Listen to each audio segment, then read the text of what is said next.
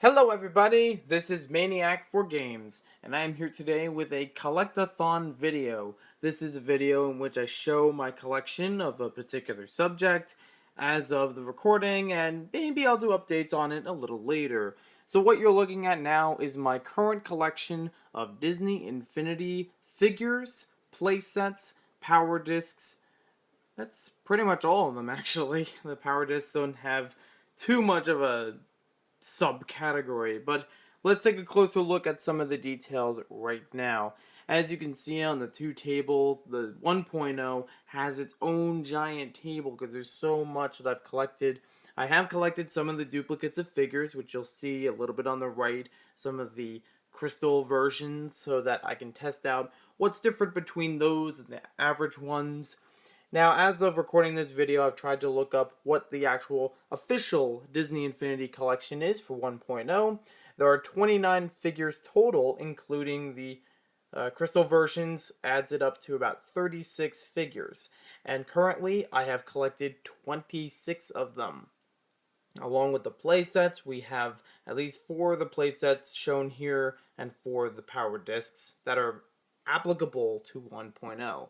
Some of them are from later versions. Let's take a look now at the 2.0 version, where we have a little lower range of things. I got a lot of it mostly from the Marvel side, just to get a feel for the Marvel expansion. And a lot of Marvel stuff happened with 2.0, especially in the playsets. At least 5 of those 7 discs you can see on the in the front, the playsets are centered around Marvel in different ways. And there are still some Disney Infinity figures in here from actual Disney franchise. There are even some here from 3.0. I've recently obtained this, and I'm sure it'll build up over time. It is the shortest, and 2.0, to give you some stats, has 33 figures total, and I have collected 19 of them, as you see here. For the 3.0, this is kind of a little cheating because there are some figures not yet released, but there are expected to be about 40 from 3.0, and I've only collected 5. That's a little hard to say, though, because there's very few out right now, and there are more coming, such as the Light Effect series for some of the Star Wars characters. Taking a closer look now, we get to see 1.0 and get a little better look at some of those power discs. I got them from mystery packs, which will be on its own review later on, and they work out pretty well. I think they're actually pretty neat designs. I am a little bit, not a fan of the Alice in Wonderland one, because the music just carries on in the toy box mode. The playsets so far seem pretty nice. I've mainly gone through the Incredibles and Monsters University and Pirates of the Caribbean one for this series. I've opened up a little bit into the Toy Story in space, but I'm sure I'll go through all of these in time. And you might even see more of it on this channel as well. Now, as far as the 2.0, I've definitely enjoyed the characters from here. I do have 2 Thors, not on accident. I actually got them on purpose because I wanted to test if you could actually have 2 of the same character at the same time. Now you notice here, again, a small variety of the power discs. Very nice vehicles, I gotta say. I do enjoy probably the horse the most because it relates to Thor. The playsets, I've mainly gone through Stitch, Merida, and the Avengers. And although I haven't completed any of the playsets from any of the versions, they're still pretty unique. I really do like how much you can do in them, and that they give you so many bonuses for the toy box. You can create your own worlds. I am definitely looking forward to the Guardians of the Galaxy one, probably the most for anything I haven't tried yet. And for 3.0, well, obviously I tried out the Twilight of the Empire. There's already been some gameplay footage on my channel for that, and I think it's pretty nice so far. And now one thing I want to mention, I find it odd that in the 2.0, they had some of the discs as playsets. I'm glad they got back to that in 3.0. But thanks for watching this video. Hope you guys enjoyed it. Look forward to more Disney Infinity. Hello everybody, this is Joe the Maniac. I'm here today with a Collect-A-Thon video in which I show a collection of a certain toy or game that I've collected over some time. I'll give you my thoughts about it, and I'll also show you what I've gone up to and see where it's going after that point. So we're going to start off with the Nintendo Entertainment System. This is one of the earlier home consoles in America for Nintendo fans, and it's still a beloved system to this day. There's still a good number of games that have originated from here that still continue on, and every now and then, it's a fun thing to go back to. So let's go back to it today. I'll show you my collection. I'm not going to go too much in detail with every single game for this video, but I'll at least show you what I have and go over my thoughts towards the end. To start things off, we'll take a look at the console and the main accessories.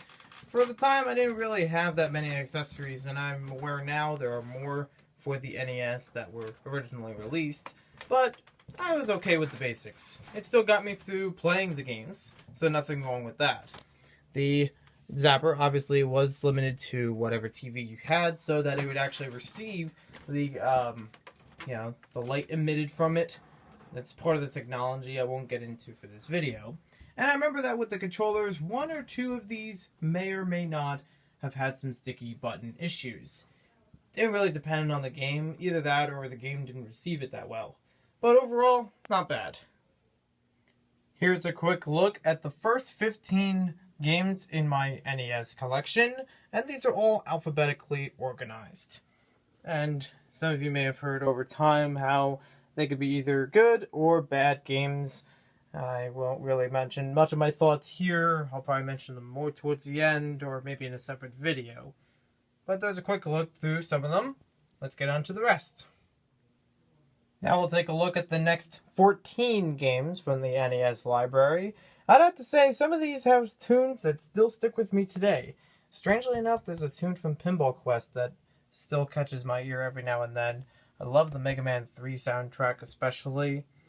And yes, I do have 2 copies of Q*bert. I am not sure why or how, but I have them. And here's the last 14 games from the list. There's actually a total of 43 games. And I'd have to say, if I had to pick a few favorites from here, some of them are actually shown right here. Yeah. Super Mario Brothers 1 and 2 were fun. Teenage Mutant Ninja Turtles, I had a good time with those. Top Gun, I don't know why I have 2 copies, but I never really understood it. I think we all know why. You can't land. Roger Rabbit was always difficult to figure out the riddles, so I never really got progress in there. And Willow was... There are actually some of these I have not seen the movies or played anything related to them, so Star Tropics 1, I had no idea what that was because I only had Star Tropics 2. But that was a thing. That's what I got.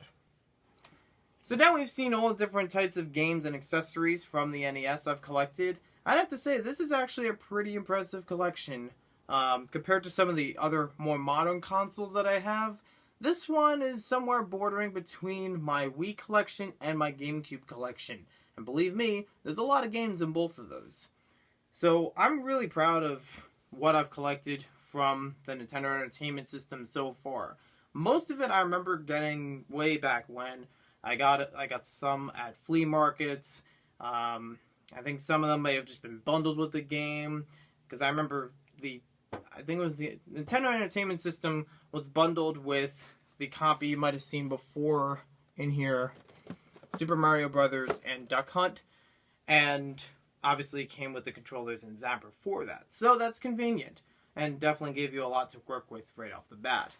I did not play this in 1985 because I was not born in 1985, but, when I was young, I did play on these games. I played them with my brother.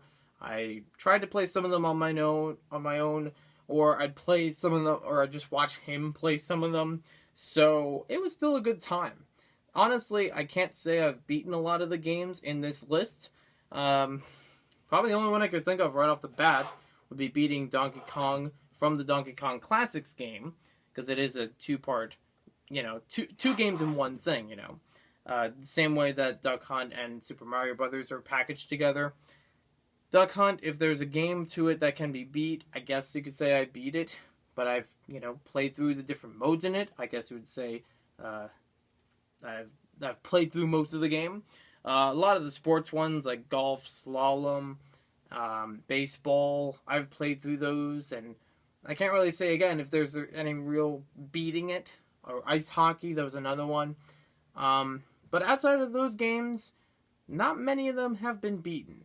I have played some of them on this channel in more recent times, but even then, it's not really me. I mean, to be honest, these were intended for its time to be a little bit more challenging, and in some cases, they're still more challenging than some of today's games.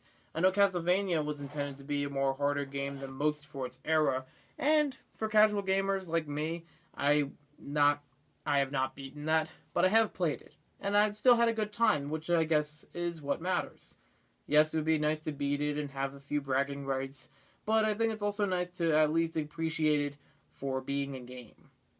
There are some of these that I didn't really understand for its time, and I've come to understand a little bit more over time. Ones such as Golgo 13, I had no idea how it was supposed to be played, and then more recently I did get to play through a few more levels in it, and it made a lot more sense to me. Again, not beaten, but made sense. Gyromite, I didn't play it with Rob, as most people might remember it or have heard that it's supposed to be played with, but with the two-player controllers, I was able to play it that way. One of my, I would usually be the one that's moving the blocks up and down, and my brother would be the one moving in between the blocks to take care of all the enemies. Shadowgate, I believe, is supposed to be in like this, I don't know if it's supposed to be like a point-and-click kind of feel to it. That one didn't really make much sense to me for what I remember, or Disney Adventures for that matter. But there were games, and I guess I didn't mind that part. I thought I had the original Legend of Zelda game, but I'm not sure why it's not in this collection. And if it is here, maybe I'll show it at a later time, or at least make some kind of post about it somewhere else. Just to say that, yes, I found the copy of it, because I knew it was here. Would I say I would buy more games for this system? Probably not. I mean, I enjoy what games there are on here, but more likely I enjoy games that have grown since this time, and even the ones that I've had from this time, I'd rather get through those before trying to get onto more games of this era, may I say. Now, if you want to see some gameplays of some of these games, I have actually played some on my channel. You can check out some of the playlists. I'll put them in the description or in the comments below, so you can check them out. I know I've done gameplays for at least a few of these games. Right off the bat, I'm thinking, I know Krusty's Funhouse, I did a couple videos based on that. I believe Super Mario Brothers, but I'm not entirely sure. I can't remember if Pinball Quest was one of them. Mega Man 3 was definitely one that I did some gameplay for. And in general, I'd say these were still fun games. Even if I didn't get to beat them, it was still fun to go back, play with them. And even now, it's still fun to play them, even if I don't completely get through the game. It's just a fun thing to do and fun thing to play with. And I have recently beaten Teenage Mutant Ninja Turtles 2, the arcade game, but I didn't beat it on the NES version. I beat it on the original arcade with a friend, so I can't really say the same thing for this, but it was still fun to play it on the arcade version. I mean, it was just fun. Have the opportunity for it, might as well try it. But thank you for watching this video. Hope you guys enjoyed it, and we'll see you next time with more Collect-A-Thon videos. Hello everybody, this is Joe the Maniac. I'm here today with another Collect-A-Thon video where I show a various toy or game that I've accumulated over some time, and I'll show you where I've been, where I'm at now, and where I'm going. So for right now, we're going to take a look at Nintendo 64. And this was a pretty fun console back in the day, and I still find fun with it even now. To start things off with the collection, we'll start with the console itself. And as I mentioned before, the expansion pack is put in there. That was actually included with very few of the Nintendo 64 games later on in its lifetime. Donkey Kong 64 included this, so that's how I got my version. And it was important for the game itself. That's why it was included. You all know that stuff. Let's move on. We have 5 different controllers here. Well, sort of. 3 of these are official Nintendo 64 controllers. I remember getting this one with the actual system, as well as This one, which may have either been the same package or separately, but at the same time got it with the system. This one I got more recently from eBay. The only problem with it was that it was a split wire. It's just a matter of, patching that up, and then it could be used successfully, just like the other controllers. The back two, however, are not made by Nintendo, but are intended to be third-party brand controllers. And if I can read that carefully inside of here, let me see if I can get to that real closely. It says it's made by Interact, just like that. Superpad 64 Plus. I didn't really find these to be very useful in the long run. I mean, temporarily it was okay, but there were things missing, such as the actual knob on top of it. I did get these used, so that's why the knobs are missing. Occasionally the slow and auto buttons that are shown on the front interface would actually cause more problems than actually do anything useful in the game. And occasionally the buttons would be sticky, so I don't use them that much nowadays. But I just wanted to make a note that it was in fact a third-party thing that I had with the systems. And it was compatible, just not as well as the originals. And then we also have this adapter, which actually would plug into the back of any of the controllers. Any of the official controllers, should I say. Because these... Oh, wait, they do actually have an attachment back there. I wouldn't try it. But they do attach in the back of here, and you could plug in different Game Boy Color games into this area. So here is a look at all of the Nintendo 64 games I currently own. Now, I have played plenty others outside of this, but these are the only ones I have physical copies for the actual system. And some of them I do have ports for other systems as well. But, take a note, this is actually less than half of the NES one in terms of physical cartridges. So, yeah. I'd like to work on that if I could, but I know that some of these games can actually be expensive online, so I might just get the ports or downloadable versions for future consoles. I remember when I first got this, my brother and I both got it at the same time for Christmas around the year 2000. And I feel like that was important because of what I'll mention a little later in the video, actually. It's a fun story. So I got it around the year 2000. So it's been out for a few years at that point. And not only did I get it as the main console and the two games, or the two controllers, but I also got Rugrats in Paris, the movie, because at the time, I was still young, and my brother was still young too, and we were into Rugrats, so naturally, that seemed like a good fit of a game for us. A very short time afterward, I remember either that same Christmas, or maybe even, just later that month, around my birthday in January, I got some games, and my brother got some games, including early on, I remember getting Legend of Zelda Majora's Mask with the strategy guide. And getting Donkey Kong 64 with the expansion pack, which is still loaded inside of here to this day. Pretty sure it was just in there, didn't need to change it after that point, and why not? It'll still stay there for a long time. I also remember early on that I played Pokemon Stadium, or at least I remember watching some of my family play Pokemon Stadium on the Nintendo 64 in different houses, and it was a fun time. Even just watching it, it looked so cool for its time. We'll take a look now at all the accessories and games that I've collected, and I'll give my thoughts later on.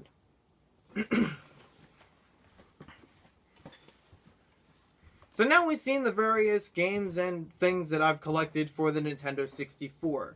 I will have to say, yes, it does seem a little tacky that I included in this list third-party, controllers and things, but it seems significant because it was something I used at the time to play 4-player games, and definitely brought people together more.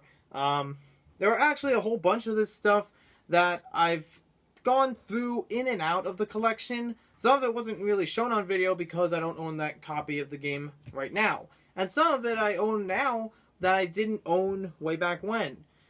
Around the early 2000s, I remember that my local library used to rent video games in a small section in the kids section.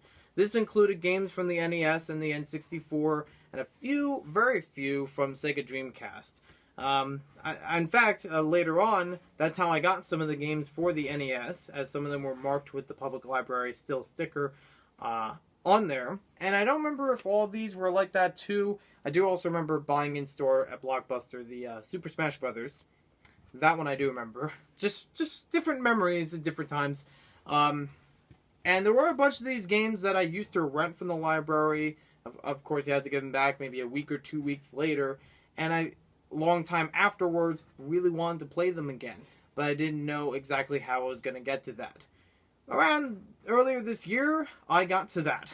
I went to eBay, tried to look, did careful research to find games that would be in good condition, still playable, and I got a whole bunch of them that really boosted this collection quite a bit. If not, there probably wouldn't be half as many games here as you saw. A whole bunch of them, including Star Soldier Vanishing Earth. I remember that being a fun game to play. It was a blast. It was, what else in here? Top Gear Rally, I thought was okay as a game. It was, it was a doable racing game.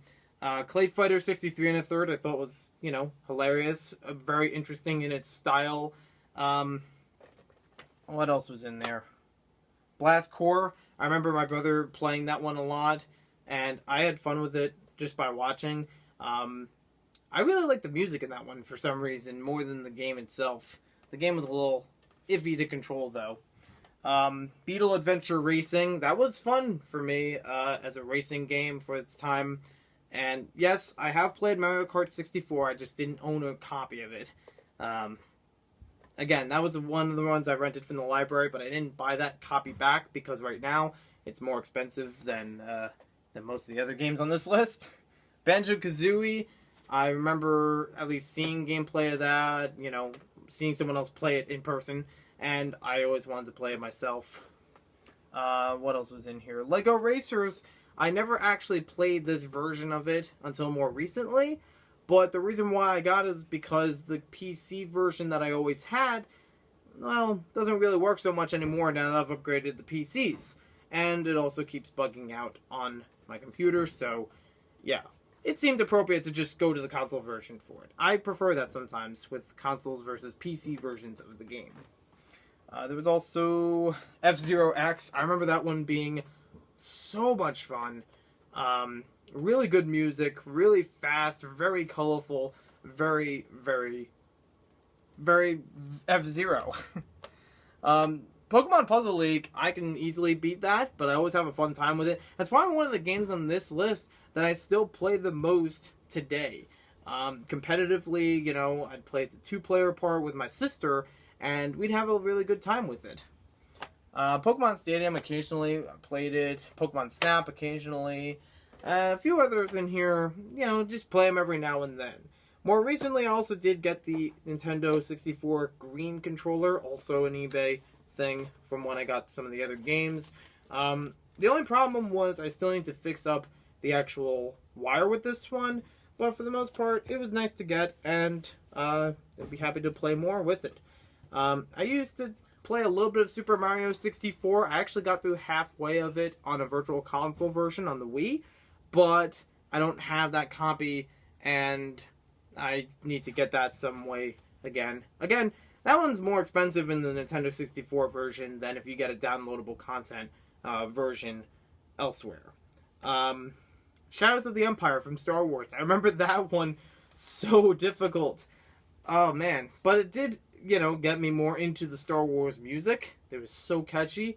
Got me more into it a little bit more than the films for some reason. But these were, for the most part, fun games. I didn't really mind the polygonal shapes as much, I mean, today they don't look that great, but for its time, I still enjoyed them. And you might have seen earlier that I showed this in the video. This is actually an adapter to work with Pokemon Stadium. I have Pokemon Yellow, and I was able to adapt, compatibility with that. So you could actually bring in Pokemon from Pokemon Yellow into Pokemon Stadium, and it was pretty cool. So, overall, this is still something I like to play every now and then. I don't play it too much, but, I still have some fond memories with it. I forgot to mention some of the other games I don't have here. Some other ones I didn't mention earlier in the video. I think there was like a 3D chess game. I don't remember exactly what it was called. There was Tetris Sphere, which was a 3D version of Tetris. If you think of like the 3D version of Pokemon Puzzle League, think of that, but in a sphere, obviously. Wet Tricks. I found that one to be a very interesting type of game. And I'm sure there are some others. I may put them somewhere in the comments or in the description below if I get to remember them. But there were some good memories with this, and this was definitely one of the more recent consoles in which I went back to get more games for it, even though it's been long since retired as a system. And it's pretty cool. So thanks for watching this video. Hope you guys enjoyed it, and we'll see you next time with more videos. Let me know if you had any fond memories with Nintendo 64 games or play more recent versions of them on your home consoles. Hello everybody, this is Joe the Maniac, and I'm back with more Collect-A-Thon. This time we're talking about the Nintendo Gamecube. And as you can tell, this really growing a lot with this one. It's a lot more accessories to cover for this, a lot more games to cover. This one actually has a little bit more games, like only by a few more games than the NES library. And I can't remember if all the games exactly are here being shown, but what I have to show, I will show, and if I find more later that I might have skipped over, then I will put them in some kind of small update, as, you know, as I would do with any of the other ones. So, GameCube. This was actually the first system that I officially bought on my own with my own money. I remember, just a quick story for it, I used some of the money from when I was in Cub Scouts. I used some of the money that you would get normally as, like, you know, if you're rating a certain tier of selling popcorn, you would get, like, a gift card or something. I had a $100 gift card from the popcorn sales that I made, and I went to Toys R Us, and I bought a Platinum GameCube. This came with the controller. I did buy the other controller separately, and it also came with a copy of Mario Kart Double Dash.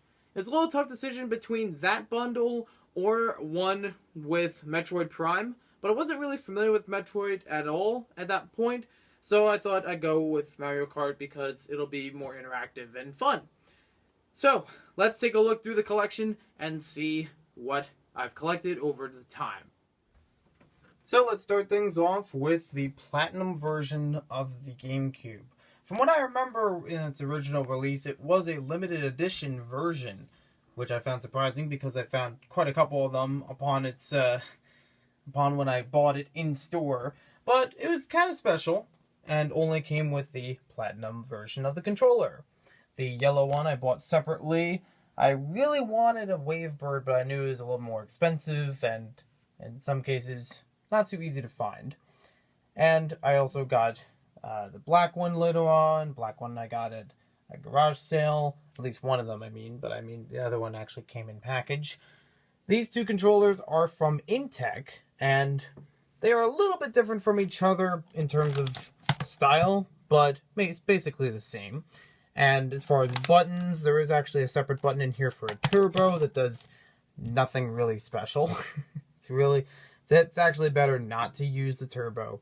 There are also these two bongos, for Donkey Konga. That's how I used them, from Pelican. I actually got these at a GameStop when I bought Donkey Konga, and I actually got a little bit of a deal on it. So it worked out pretty nicely, at least for the time.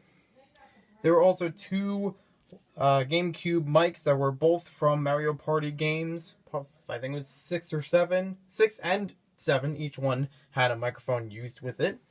I have the adapter to connect a Game Boy Advance or Game Boy Advance SP to the GameCube, usually used for the Pokemon games. And then these are the Intech versions of them, in silver and in blue. There's a 4 megabyte memory card. I still use this. This is probably one of the more useful accessories from Intech that I still use with the GameCube. Nothing wrong with it. I do have another GameCube memory card. It was the white one. It was like 1,000 megabytes or something like that. I don't have that available right now on camera. And I also have the extension cord for the Intech GameCube controllers. Didn't really work so well with any controllers though. So here's a quick look at the first 15 GameCube games. These do take up a little bit more space because of the cases, not necessarily because of the discs. So it might be a little bit harder for me to fit them all on the same table, but I'll do the best that I can. Now, some of you may have not seen the promotional disc for Legend of Zelda, so I thought I'd show you that one on the back, and you get to see the 4 different games there, and the playable demo for Wind Waker. This one came out before Wind Waker. I actually got this afterward. Next, we'll look through the next 15 of the games. This will lead us up to 30. And actually, the most recent edition, this was within the past year, was really cheap and works pretty well. So that's probably the most that I've added to this collection in years. And I'd still play a bunch of these every now and then, some more than others though. And would I play them on the GameCube and the Wii? Well, it depends. And here we have the last 18 of the GameCube games. I say 18 because there wasn't really enough to constitute another, showing after 15. So I just threw the extra 3 on the back of this one. Yes, there are quite a couple Sonic games in here. And I still have a good number of Mario games in here. A couple Star Wars ones. I really wish I got more of the Rebel Strike series or the Battlefront series. Those I heard were really good. And this one I liked quite a bit. Obviously, Lego Star Wars because it's Lego. And I forgot to mention, or I might forget to mention later, but I really enjoy this as a multiplayer game. If a substitute for Mario Party, this would be it. So now we've seen all the collection, and really, that's a lot of stuff to cover.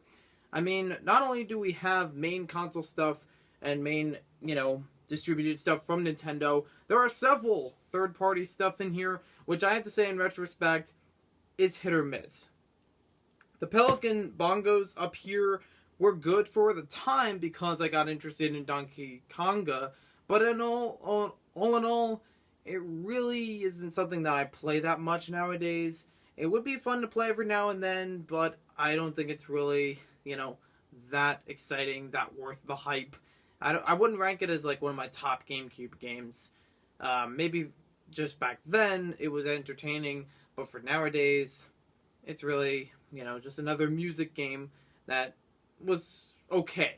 I mean, it's not the worst, it's not the best. There were also a lot of different stuff from, I think it was Intel. Let's see one of these, if I can actually check. Intech.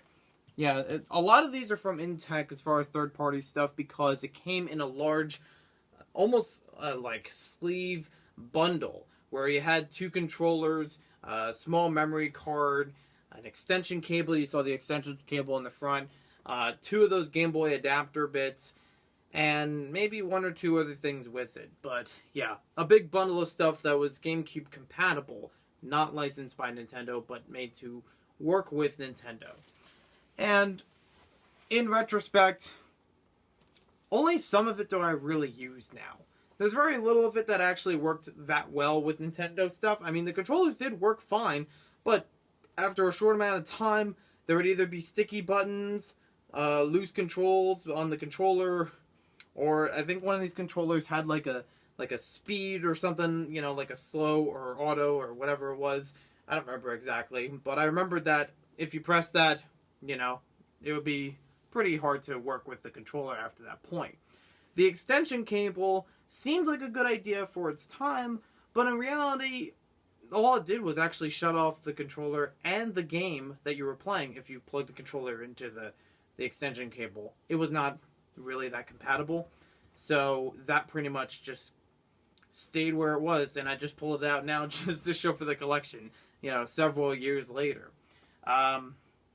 Even the yellow controller, I will have to admit, became defective over time. And I think it was because there was a little bit of a strain on the wires. So I don't really use it that much. If I use any of the GameCube controllers now, I would use the Platinum or the 2 black ones.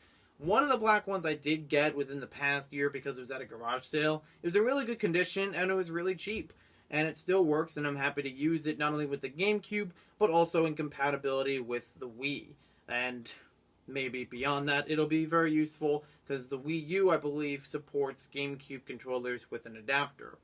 Speaking of adapters, these adapters to connect your Game Boy Advance into the GameCube seem to work okay.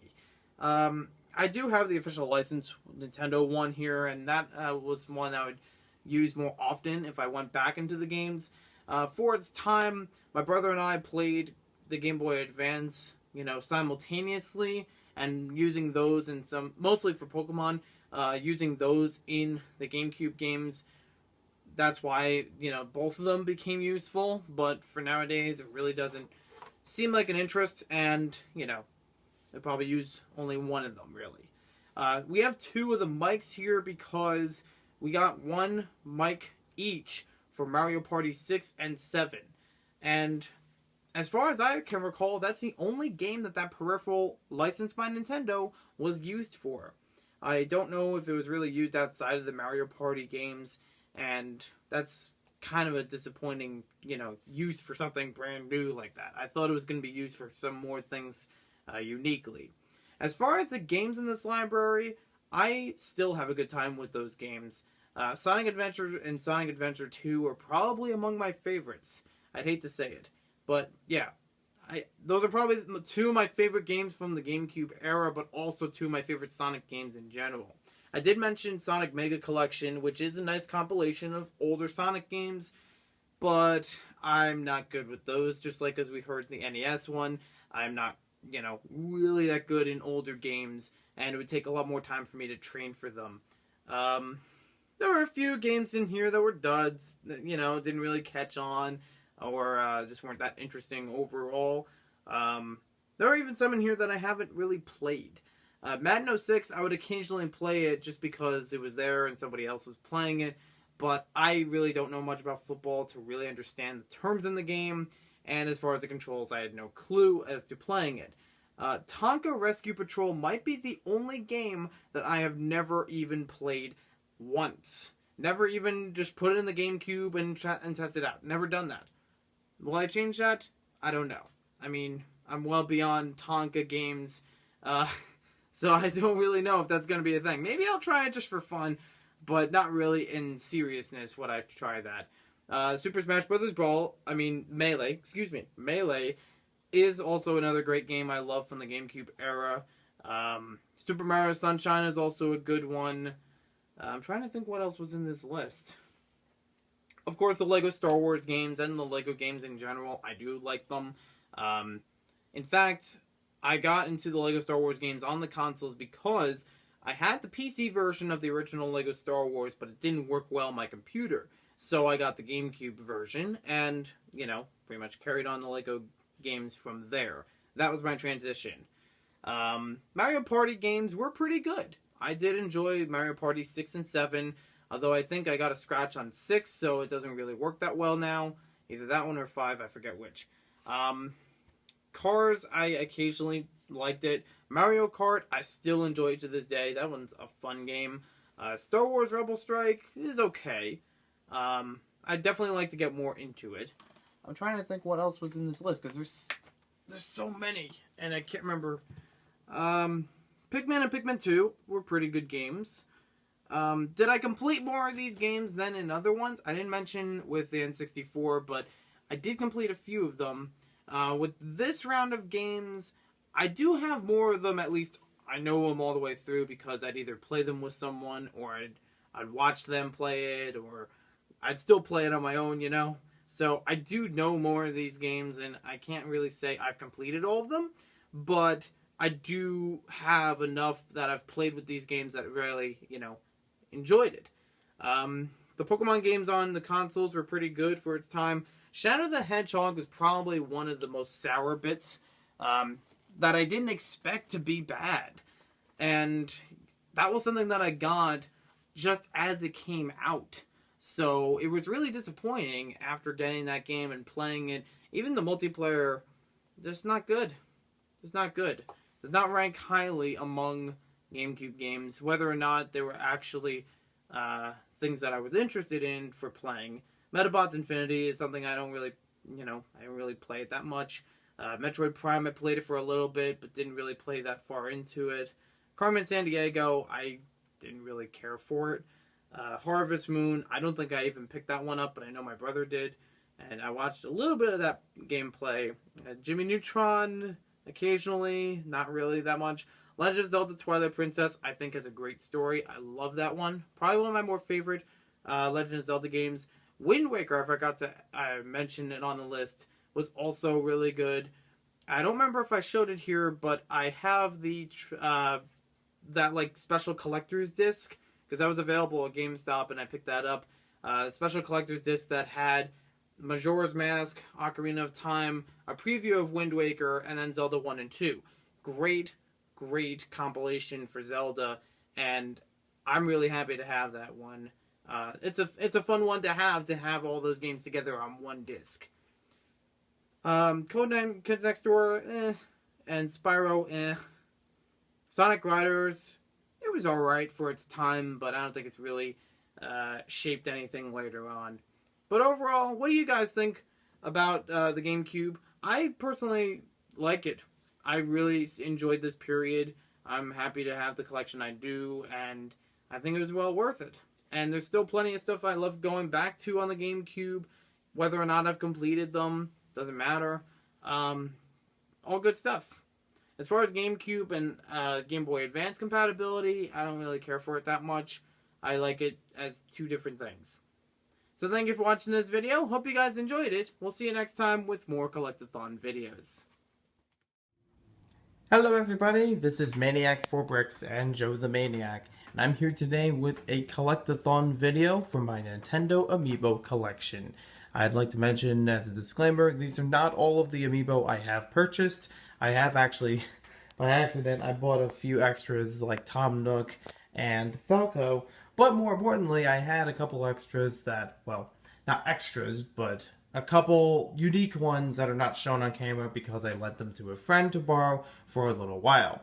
So they include things like Mewtwo, the other classic version of Mario that looks like that but a different color to it, and most of the Splatoon figures, actually all of them, all three of them. So they won't be appearing in this video, but I wanted to show what I had collected thus far. So starting off on this side are some of the miscellaneous ones I don't have a lot for each collection, but still, you know, go together as a nice grouping. Some of the ones from Animal Crossing, some of the ones from Pokemon, Star Fox series, and the NES collection is right here.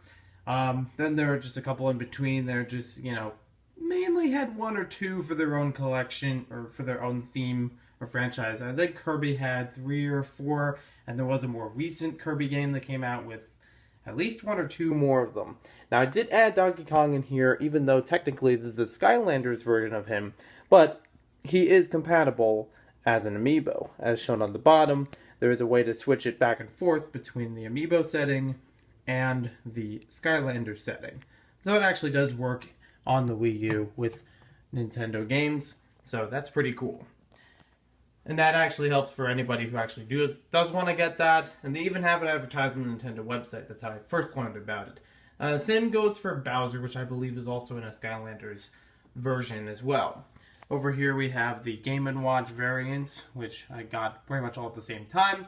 Nice to switch them out, but I mainly just stuck with the one classic one there. And over on this side is mostly Super Mario series stuff and some Legend of Zelda stuff. Again, not all of them obtained for either of them, and not really a lot obtained in total. I mean, we're looking around, I think it's about 20 or so, maybe 22 or so of Amiibo, maybe closer to 30, and there have been plenty more than that. There is a lot for Animal Crossing that have come out, a couple more for Pokemon, a bunch more for Super Mario, obviously, and then a bunch of others for other franchises.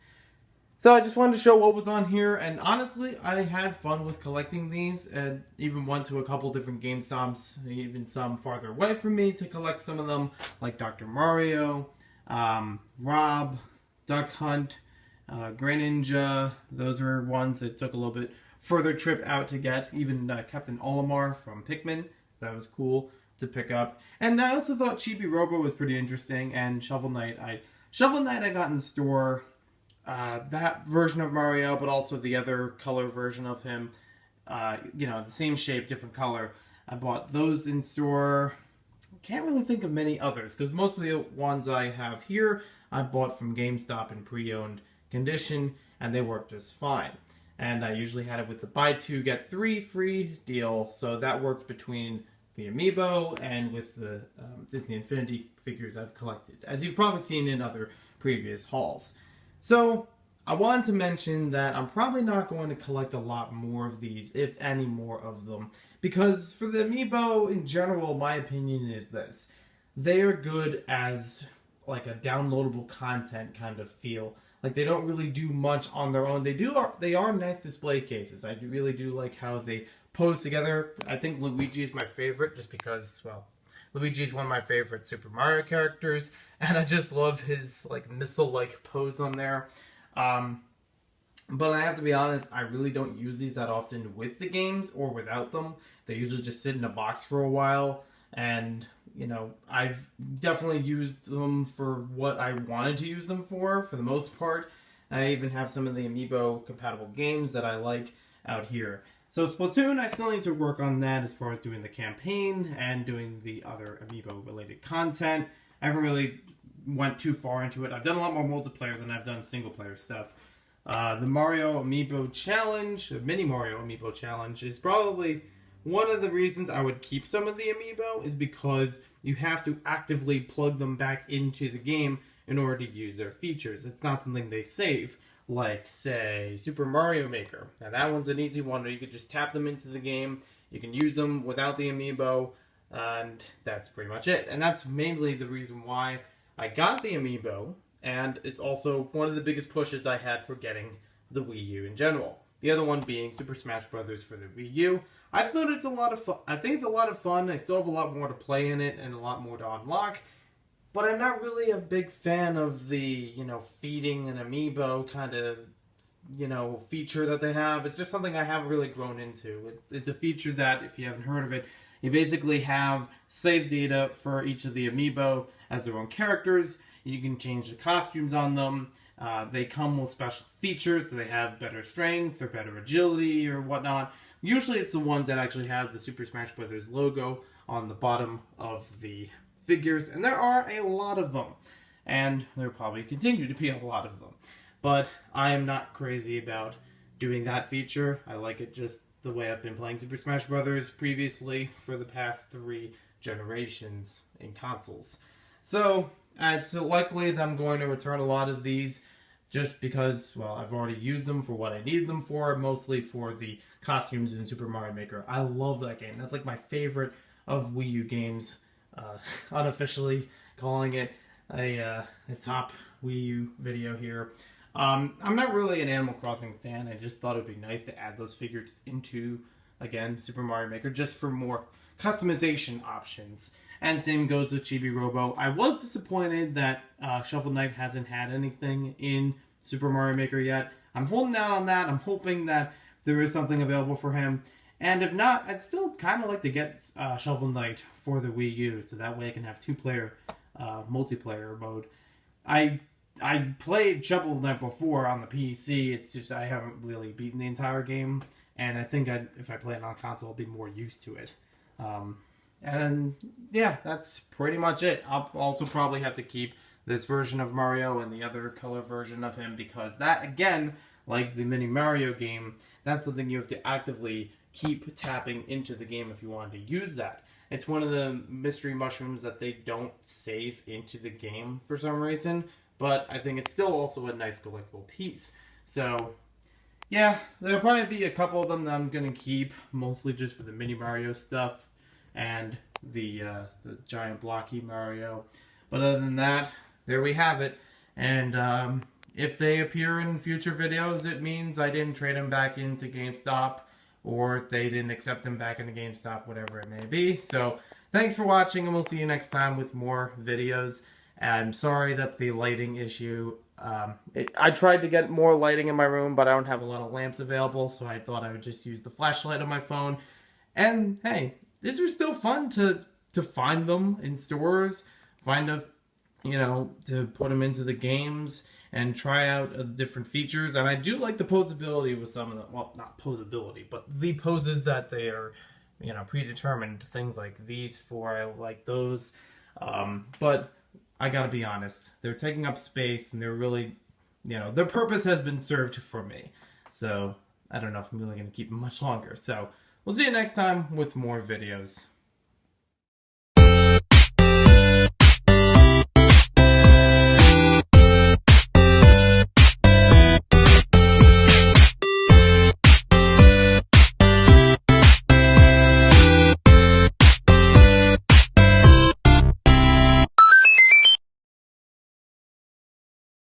Hello everybody, this is Maniac4Games, and we're here today with an old series that I'm starting to bring some episodes back. And even though this one didn't happen as a series entirely, Game Anecdote will still be coming back at some point in the future. I still have my mind set on it, even though I did it about a year and a half ago or so for the first episode, and only episode at this point, but that is something I'll have to worry about a little later since there's a lot of other projects going on. But for this one, I'm actually talking about Collect-A-Thon from the video game aspect. This is something that I've done periodically for the past 2 or 3 years, and I've still wanted to continue with my different video game consoles to see what I've collected between them. The funny thing about this video is I am kind of going out of order. I would have done Super Nintendo much earlier if I actually owned one as a kid, but I've only picked this up about 2 or 3 years ago, and not much has really been collected from that. So I thought maybe get the better episodes out first for the NES, N64, and the Gamecube, and then see where I go from there. But for this one, it's also funny because we're not only talking about the Super Nintendo, but as you can see by the title, we're also talking about some Sega oddities. Now, the funny thing about it is, they're so odd, they're not even like your regular Sega video game consoles. I mean, they're supposed to be, outside of the Master System, or the Genesis, or the Dreamcast, and things like that. This actually delves a little bit more into the toy aspect of Sega, and for one reason or another, I've picked those up recently. So, we're going to start things off with the Super Nintendo, which is actually really easy, and I'm not going to take forever on this entire video. This is all I have for the Super Nintendo. Now, I technically do have controllers, wires, and plugins, and things like that for the TV, but when I first picked this up, I only had the console that I bought from a Goodwill for about $20, about 2 or 3 years ago. And I didn't even know if this was a tested, working console, but I still thought I could probably find the wires and put this thing together and see how well it runs. The next hard thing about it was I needed to find a game for it. As far as all the wires and things go, they are all third-party. I didn't get any authentic ones, but there are still ones that are very well working, and I'm okay with that. I've mentioned third-party stuff with the video game consoles before. This is just a reminiscent or replica version of the Dogbone controller from that time, but it is not made by Nintendo. It is a third-party brand, but it still works a-okay for all the buttons and the connection. Now after that, I need to get a game or two in order to test this thing out and also try to build up my library.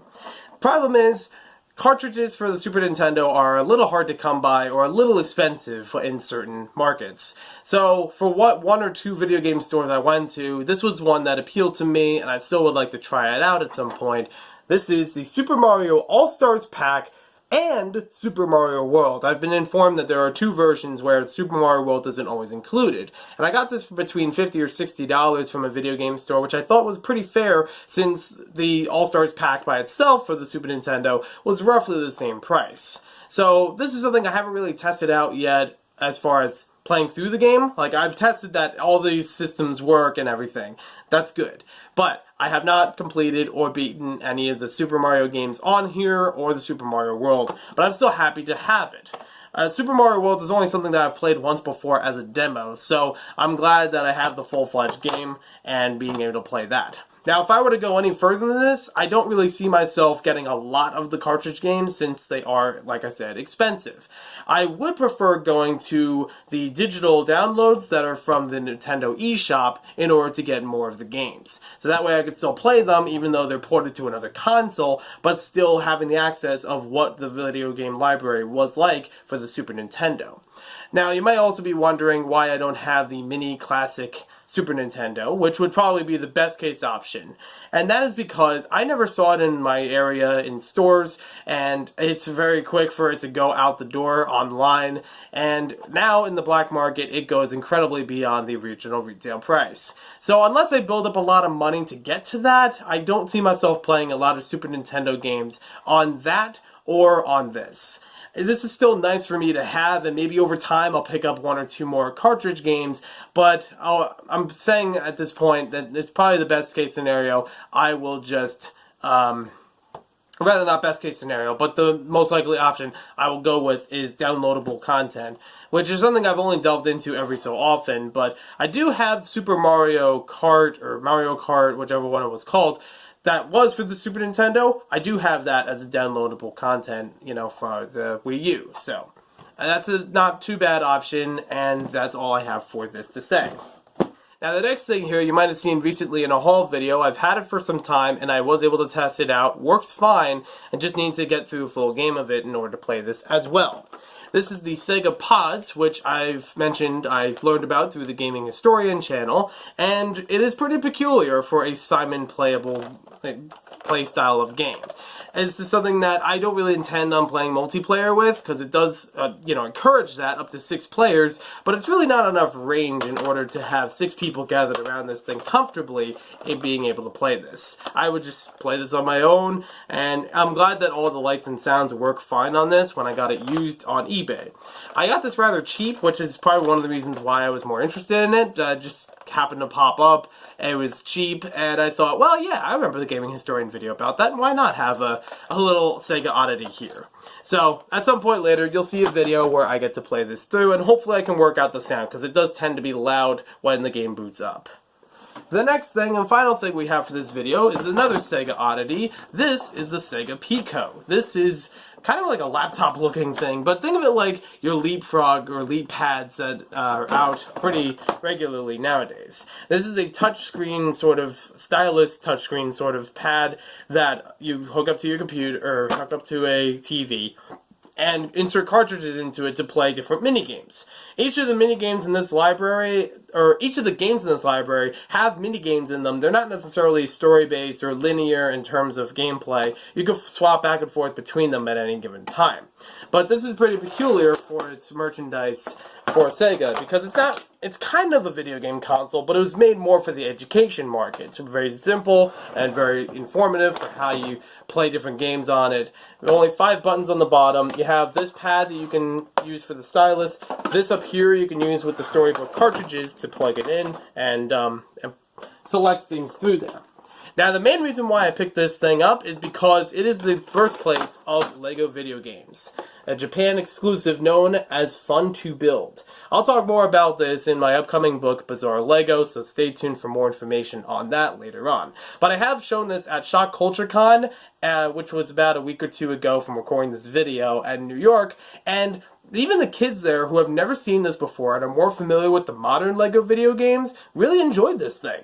I was surprised that they were actually thrilled with how this thing played, and they're even using some of the building aspects of it to build their own models. So, like a thing that's like, the parents came along and were like, okay, we need to go sort of thing. Like, that enjoyable. So, it basically works that each of these games have a slot that fits in here, clicks into place, and you flip through them like a storybook, just flipping different pages that go to different levels. They offer different mini games on each of these, which aren't really shown on here. That's the one thing about it. It's just like there's artwork, but it doesn't really show you on the game where to tap on it.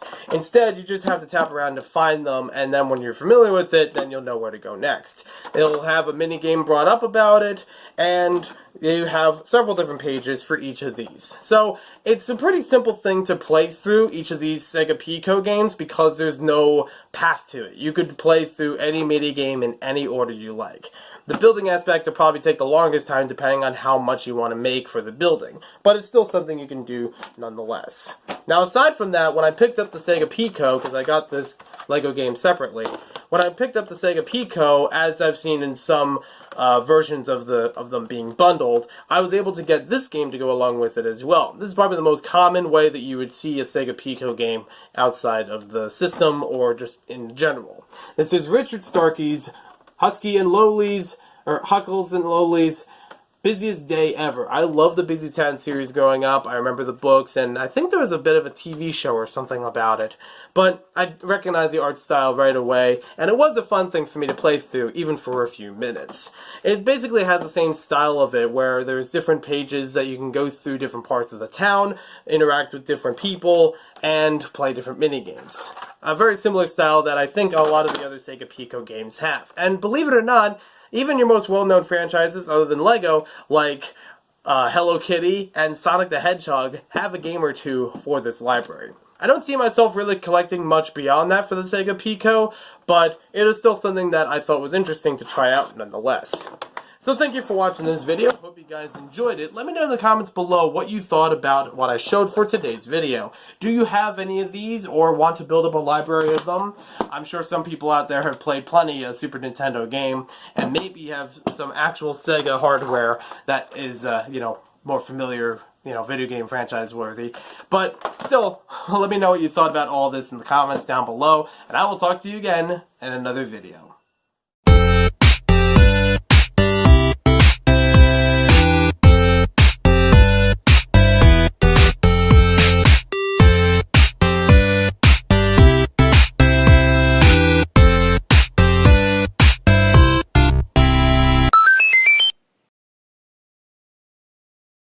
Hello everybody, this is Maniac4Games, and we're here today with another Collect-A-Thon video, where I take a look at a collection, in this case video games, and give my general thoughts about them and if they've changed over time. Now this one's actually a funny video because it actually has an update from a previous Collect-A-Thon about Nintendo Amiibo. But what I haven't actually done yet, even though I am going to skip over a couple console generations for now, is talk about one of the more recent Nintendo consoles and is compatible with the Nintendo Amiibo, and that is the Wii U. This is something that I got some time ago, and I thought this would actually be a good compromise of some things for moving to a new gen and leaving an old gen into a backwards compatibility function, but maybe it didn't work out just the way that I was expecting it to. I still think there are good things about the Wii U in general, but it's not going to be as crazy a collection as other video game consoles have been in the past. So let's take a look at my collection of Wii U games and my updated collection of Nintendo Amiibo. First off, we'll have an update to my Nintendo Amiibo collection. Funny thing about this is, it's actually smaller than I previously have shown on the channel or even in haul videos. That's because a lot of the Amiibo that I purchased were through like a GameStop offer of like getting pre-owned ones. It was usually a buy two, get three free sort of thing, so it allowed me to stock up on a lot of them at once or combine it with Disney Infinity figures. A lot of them that I got were to get the costumes in Super Mario Maker. It's one of my favorite of Wii U titles, spoilers for later in the video, but it's one of my favorite Wii U titles, and I wanted to unlock a lot of different stuff to keep the creativity going.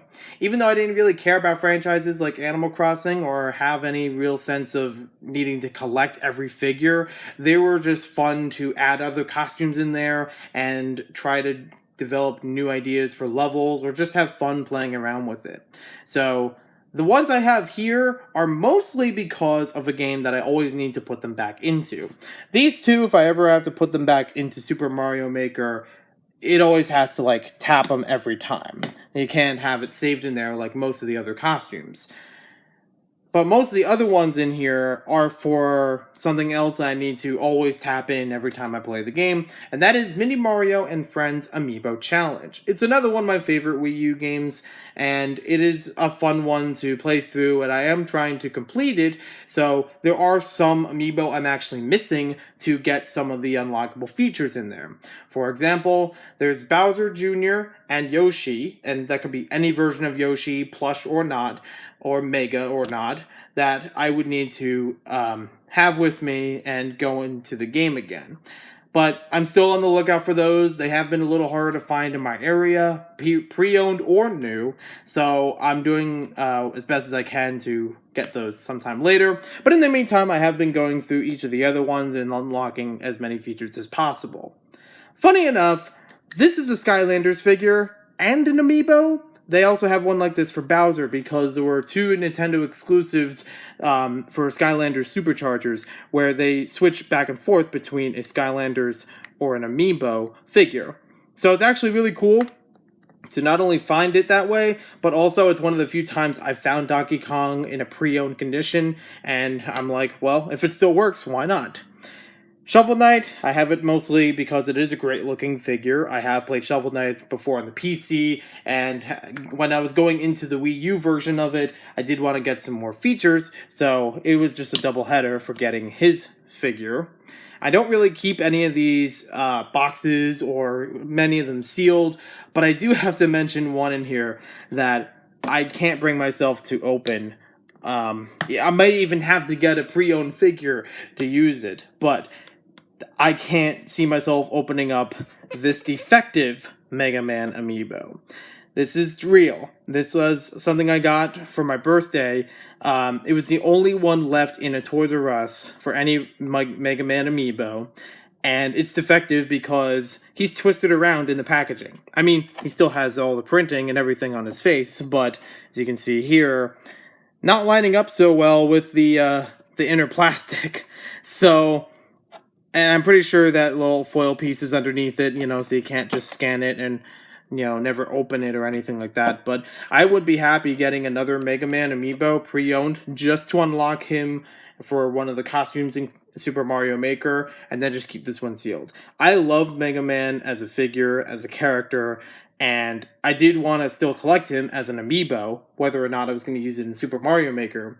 But this I can't bring myself to opening up. This is priceless. The rest of the box is still the same as before.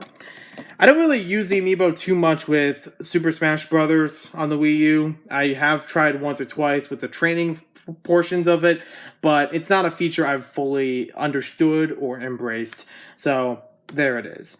And there are some of these that are just like, they do look nice, so I still want them out of their, designs. The Silver Mario didn't have to get it, but I still like it, and I got on discount. This is the specific version of Luigi that I wanted, even over the Super Mario one. I love this one a little bit more for his design, based on Move and Melee. And these two, I still like their designs, even though they do have to tap in the game so frequently. But I still like the fact that it's a 3D version of 8-bit Mario. I would still try to get the Link version as well to go with them all.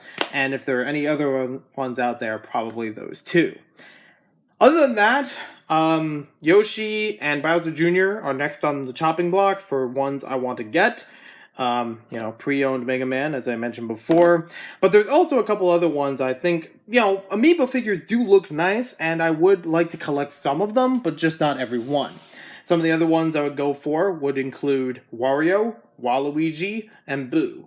I'd have to look over the list of Amiibo and see if there are any other ones I'm missing that I would like to get. I would probably get Sonic the Hedgehog again, because I did have him previously to use in Smash or in Super Mario Maker, but yeah, he would look pretty good next to regular Mario. So that's all I have for the Amiibo update. Now let's get on to the Wii U games. If you thought my collection of Nintendo Amiibo was small, then you should see my collection of Nintendo Wii U games. There are 9 games so far that I have for the Nintendo Wii U, and only 2 of them are digital. I bought the Wii U as a bundle with Mario Kart 8, so it's already preloaded on there and technically my first game. Splatoon I bought at the same time, so it was the second one, and I bought it not at the launch or right after the bundle was announced. This was like October of 2015, right towards the end of October, where I was finally ready to get into the Wii U. Now, the funny story about moving on to this console is that I basically wanted to have a handful of games that were from the Wii U library, but also have access to my Wii library. So, in the process of gathering money and trades to get the Wii U, I actually traded in my second Wii console in order to get the Wii U, so that it would serve as doing both. It would allow me the variety of newer games, and also allow the backwards compatibility of older games. I wasn't worried about losing backwards compatibility for the Gamecube from the Wii, because I already own a Gamecube and I can still play them through there. So I thought this would be a neat 2-in-1 with a handful of newer titles that I could experience.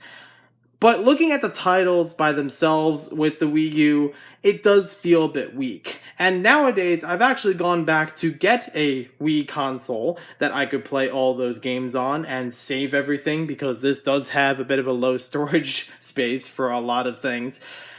And, a little disappointed. I feel like there are more Wii U titles out there that I haven't looked into, and I probably should, but for right now, this is what I know at best. So, the other digital downloaded game that I have for this I mentioned before was Mini Mario and Friends Amiibo Challenge. And I think there's technically a third one, not of that game specifically, but like of digital downloads. There's like an Amiibo remix sort of game, I forget what it's called, but you can see it on the screen here. And that's kind of cool, but I never fully embraced that one. I did use Amiibo with it to unlock different modes and different games, but that's not one that I really go back to playing that often. I didn't really see much challenge in there, or really see a thing that I should really like improve my skills when playing each of those mini games. Moving on from that, Mario Kart 8 is okay. It's not personally my favorite of Mario Kart titles, and that one actually goes to Mario Kart Double Dash. That is honestly my favorite, but I still think it's a worthy successor to Mario Kart Wii. It does improve on a lot of different things. It adds some new mechanics. There are some new characters. I like the track diversity because they really do feel like they go all over the place and have like a nice feel for like trying to get used to the tracks without them being too boring. They really stand out from each other very well. Mario Kart 8 Deluxe I have played on the Switch, and I do think it is an improvement from that. So I can't really say that Mario Kart 8 by itself is the best. It's just a good follow-up, but not my personal favorite. Super Mario Maker is probably the next game in line that I am really into. It basically sold me on the Wii U, and no other person has sold me on the Super Mario Maker and the Wii U like Gerard the Completionist. I thank Gerard for his review about this game and a little bit about the Wii U and how they work in tandem, because that helped me really get into this console and some of the other games that are shown here. I love Super Mario Maker's creativity. I'm not really the level designer type, but I have tried experimenting with it a few times, and I thought it was a lot of fun. Whether I posted them online, on the Miiverse or whatever, rip, and maybe just use them on my own, whatever it may be. Sometimes I use ones that are from the community, and they're still fun to play, and they have varying difficulties, so I like the diversity in there, and some of them are really clever with the mechanics, like with all the tools that they use in the games, from the NES Super Mario Bros., Super Mario Bros. 3, Super Mario World, and New Super Mario Bros. Wii. They really add a lot to each of the levels to make them their own, but still using familiar assets. And that's something I would love to see, play around with a lot more in the future. There are some levels that I've only seen, but I want to play, but I haven't gotten to them yet. And it's also great for having the costume feature. I just feel like that's a lot of fun to go through those and try to unlock them. It's not a game that I aim to complete because there are a lot of things that I don't think I'll be able to get to, but it's a fun ride nonetheless, and nice to break up from all the other side-scrolling platformers just to have some casual fun. New Super Mario...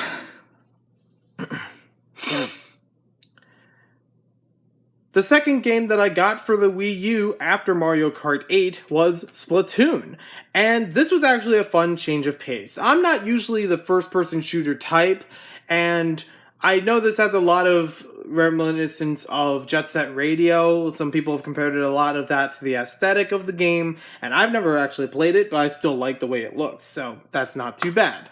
I really do like Splatoon, but I've only really played the online multiplayer for it. I still want to go through the campaign mode so I can get a better understanding of the types of weapons and better strategy when I am playing online, because I usually get my butt whooped on there. I try my best to at least get a, experience with it, but I'm only going to go so far before I need to do more training on my own and upgrade some of my features. So I really do like that game. It was a great IP from Nintendo. I really do think they struck gold with it and trying to make it into Splatoon 2. I would be excited to play that at a later time. The way that you use the gamepad, it was confusing for me at first, and it took a little while to get used to, but eventually I did get used to it. So I didn't really mind it as much compared to other games for FPSs or anything else, where you don't have to worry about gyroscopically moving your controller around, basically motion controls, in order to aim properly. I still have a little bit of work with it, but I do have a fun time while playing it. Super Smash Bros. For the Wii U is a good follow-up from the Wii version, but I think it does have a few hiccups here and there aren't a lot of features that I could fully embrace. I do like the addition of some of the characters. I think they work great into the game, and the designs look better and better with every Smash title. I don't like the Smash Tour. bar none, I have no interest in playing it. I've tried a little bit of it, but from what I've seen, that's too much. It's too boring for me. I have nothing that really would get me into Smash, like Smash Tour. Next up, we have Super Smash Bros. For the Wii U. This was a good follow-up from the Wii version, and with every installment, the graphics get better, the character roster is improved, I do like the diversity of everyone's abilities, and it helps me try out more characters without sticking to just my mains. So, I do like all the different things that are included with this, except for one or two things.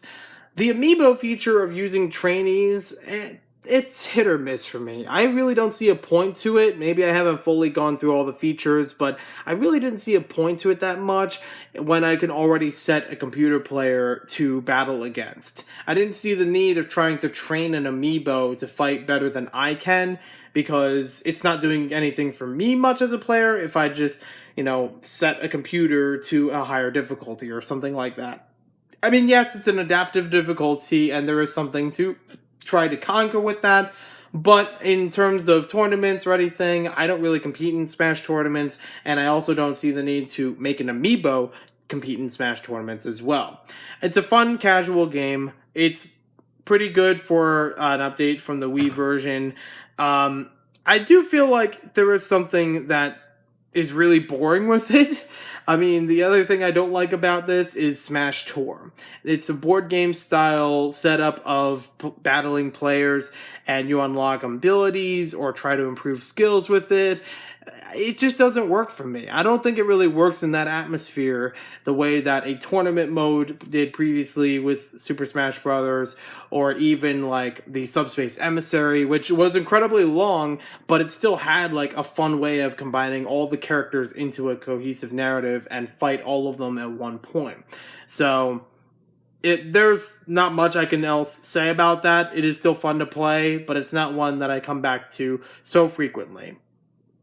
Another game that I have on the Wii U as a digital download is Mini Mario and Friends Amiibo Challenge. I mentioned this previously, but this is actually one of the games I love playing through, and I am trying to complete in some way on the Wii U. It's a free game that I found just by chance at Target, and I later learned it's also on the Nintendo eShop, and who's to turn down a free game? But it's not just the fact that it's a free game, but it's actually a fun game. I'm personally a puzzle type of gamer. Every once in a while, I do like a puzzle game, and Mini Mario is something I haven't really gone into before, even though I have known it since like the Game Boy Advance version. But this was actually a fun thing to do, not only with having Mario involved, but a bunch of other characters as well. And it's fun to see that each of them have different abilities and how they work. You can have the same amiibo in a stage, and then use another amiibo in the same stage, and they could be totally different in how they approach the stage. I really do like that about this game. I am trying to get the other amiibo, as I mentioned before, so I am looking forward to completing that game and all the little puzzle solving that goes along with it.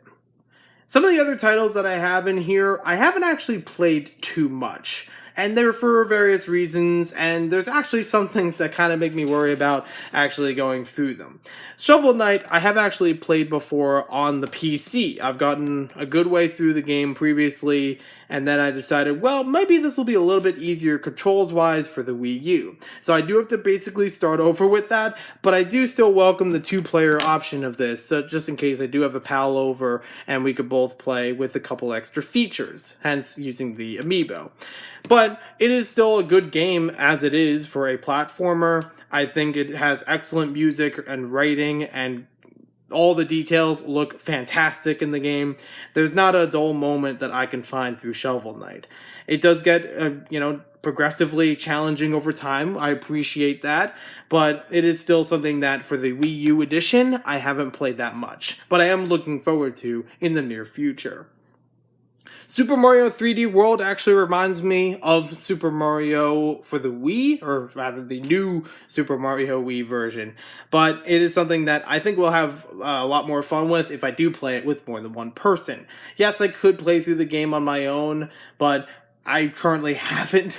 And it is still one that I know is a good game from all the recommendations and reviews I've seen about it. It is one that intrigues me for some of the features and how it's actually improved on the new Super Mario formula, but it is still one that I have yet to actually go through. I mean, not too long before this video, I actually unwrapped it for the first time. So it's been sitting around for a while. It's one that I wanted to get to, but I just didn't have the time commitment. But I feel like it'll be a lot more fun if I play with another player as well, so you can go through the levels a little bit faster and have more fun just going all around the place and, you know, exploring it a bit. For the LEGO games, I haven't played them much either, but they have some merit as to why.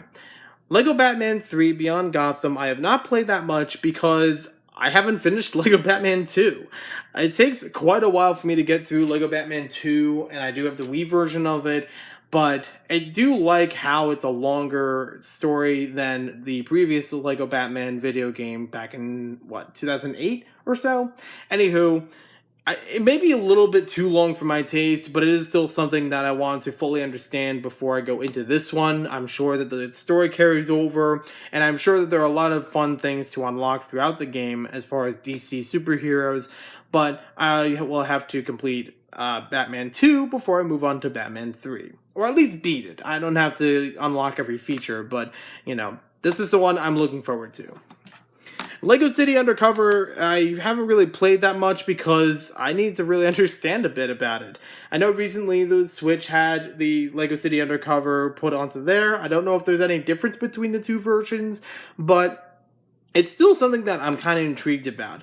Some people have compared this to like a kid-friendly version of Grand Theft Auto. How you can move around a city and do all kinds of cop work. You have different disguises to break into places. It's pretty interesting on the surface, but it's something that I just haven't had the time to commit to yet. I do look forward to it. I'm sure there's plenty of cool things about it. And I've even heard that because it's a Wii U exclusive and has some Nintendo influence in there, it actually has a bunch of Nintendo references throughout the game, like even in brick form. So I am looking forward to that as well. I think there is I'm hoping that there is some good writing throughout it. The LEGO games have been a little iffy as far as unique storytelling and writing, but I do think they are trying to get better over time as they introduce dialogue with more characters. Some of them are just complete rips from the movie, but this is a unique property, so I'm expecting something that's a good effort. And there we have a look at all of my Wii U titles, and a little bit of my thoughts on every one of them. For the past year, maybe year and a half at this point, I've actually had a big conundrum when it comes to the Wii U, and that is the advent of the Nintendo Switch. It is a phenomenal console. I have played it over friends' and family's houses before, and I'm starting to get used to the Joy-Cons and everything. But, how do I get one myself? And do I use the Wii U to get that? One option that I have is to save up enough money to buy the Switch on its own, and still keep my collection of Wii U stuff, and maybe expand upon it in the future. That sounds good and all, but currently, that's a lot to put out for the Switch, and I haven't even factored in the games. I don't know if any of them are pre-owned up to this point, if that'll help with like chowing down a little bit on the cost per game. I don't think they're any cheaper if I buy them digitally, like download them to the Switch, compared to buying a physical cartridge for them. And so far, there isn't a big library of games for the Switch that I want to get, but some of them actually do overlap with the Wii U. So there's Sonic Mania, there's eventually Smash Ultimate, there's Super Mario Odyssey, and there's Legend of Zelda Breath of the Wild. Probably I would get Splatoon 2, depends on how much I like more of the campaign on Splatoon 1 and more multiplayer with it. There is Lego City Undercover, which, as you see here, is also on the Wii U. I don't think they have Super Mario 3D World or Super Mario Maker on the Switch, and I don't expect them to move this over to the Switch either. Shovel Knight, I could probably put off to the side if I wanted to, if I didn't think there was actually going to be an ability to play multiplayer with it, and I could still play it on the PC, but just get a controller for it. Or I think there is a Switch version of it, like Treasure Trove, I believe. So it has some of the features built in already. So there's that. Lego Batman 3, I could still get that on another console. I don't know if it would be in the Switch already, but I could still get it for the 360. And there's probably more coming down the road, and probably more that are already available that I can't recall off the top of my head. I'm not sure about ARMS. Yoshi's Whirly World does interest me, but I think that's on the Wii U? I forget. There was one or two Kirby games, I think, on the Wii U too. I might have missed them from my collection on this list. But anywho, there's a lot of overlap, and they kind of did that with a couple games right out the gate. I mean, Breath of the Wild was available on the Wii U and Switch at launch of the Switch. And then later on, some of these other games had Switch adaptations from their Wii U counterpart. So it's kind of like, okay, you can abandon your old console and trade towards the new one. And I kind of feel like I'm in the same boat. Like, do I do that? I don't know. Now, one thing that I got the Wii U for was the ability to play exclusive titles on there, but still play the Wii titles that I've had previously. I will touch upon the Wii collection at a later time, and also the Xbox 360 collection, and also a little conundrum that I have between those two. But just saying for now, it's a big collection of Wii games that I have, whether or not they're shovelware. Now, it's great and all to have that ability to play the Wii games on the Wii U. I love backwards compatibility on any system. But here's kind of a problem. At some later point than getting the Wii U, I actually did pick up a used Wii console for a reasonable price. And I could still play my Wii games through there. Yes, it could be just a secondary option. I do have it every so often. I use it for homebrewing as well as playing Wii games. But for now, is it going to help as much? I mean, I'm not as dependent on the Wii U to play Wii games the way I am on the original Wii. So, I don't know. I also kind of worry about the storage between the two, of the Wii and the Wii U, and I know the Switch is better than both of those combined, but I'm not sure if it's still worth it for the Wii U. I have previously played Disney Infinity 1.0 and LEGO Dimensions on the Wii U. I didn't mention them in my collection part in the video because they were ones I returned. I already had copies of them for the Xbox 360, but I wanted to see if anything was different with them graphically, technologically, if there are any functions that were different. They were virtually the same. But they ate up a lot of space on the system, even though they were maybe 10 gigs for the Disney Infinity, which is like a third of this console. And considering all the other games I would play with it, I don't know. With all the Wii games that I would want to play, I don't know how much of that file storage is going to be eaten up by their save data, and how much of that would be still available for the Wii U titles that I have here, and ones I'd like to expand upon. So, I feel like if I give it a little bit more time, I could still keep the Wii U around. And then get the Switch later, and then get the games going with the Switch. Maybe I could translate a few of them over. But I can't really see myself right now of trading everything for the Wii U library into the Switch. There's mainly one or two titles that are holding me back from that. That's Super Mario 3D World, because I've heard a lot of good things about it as a Mario game. There's Super Smash Bros. For the Wii U, because I don't know if they're going to put it onto the Switch, even with Ultimate coming up. And then there's Super Mario Maker, my favorite of Wii games, or Wii U games. There's also Mini Mario and Amiibo Challenge or whatever, but that's okay as long as I complete it. And I will try to get footage of that whole gameplay, so I feel happy with completing that game. But Super Mario Maker is what got me into the Wii U to start with. And it's one of the games that I probably come back to the most out of the Wii U library. So it means a lot for me that I keep the system around so I can play that game. I know it has been translated over to the Nintendo 3DS, and I'm kind of hoping with that in mind, they may be translated over to the Switch at a later point. I haven't heard anything about it currently, so I don't know for sure. When I hear that news, maybe I will be more inclined to give up the Wii U. But it also feels kind of weird because I've only had like one or two gaps in the Nintendo console library that I've actually skipped over or barely played a certain console. I mean, with the Wii, I had the original Wii. I traded it at some point later to get the black Wii Motion Plus Wii because there was a disc reading error that I had with the original one. And like the launch original one I'm talking about. That black Wii turned into this Wii U. And I haven't played anything before the NES. Like, I don't have a Famicom or anything like that. I did get a Super Nintendo more recently, but I'm still trying to figure out how to build up a collection with those games. But it feels weird to have like a gap in between there. Nintendo has been so involved with my gaming experience, allowing me to explore many different titles. And not that I haven't explored them outside of this with the PlayStation 2 or the Xbox 360 that I have, but a lot of them work well on the same consoles I've grown up with for so long. And I kind of, in a way, I feel some Nintendo fanboy, loyalty to Nintendo, which is why I lean towards those more easily than an Xbox or a PlayStation. But I still kind of like what they offer and, the types of, IPs that are available through there that I haven't adapted from other resources. So let me know what you think in the comments down below, if I'm just overthinking this, or if there is a more reasonable solution than I'm coming up with.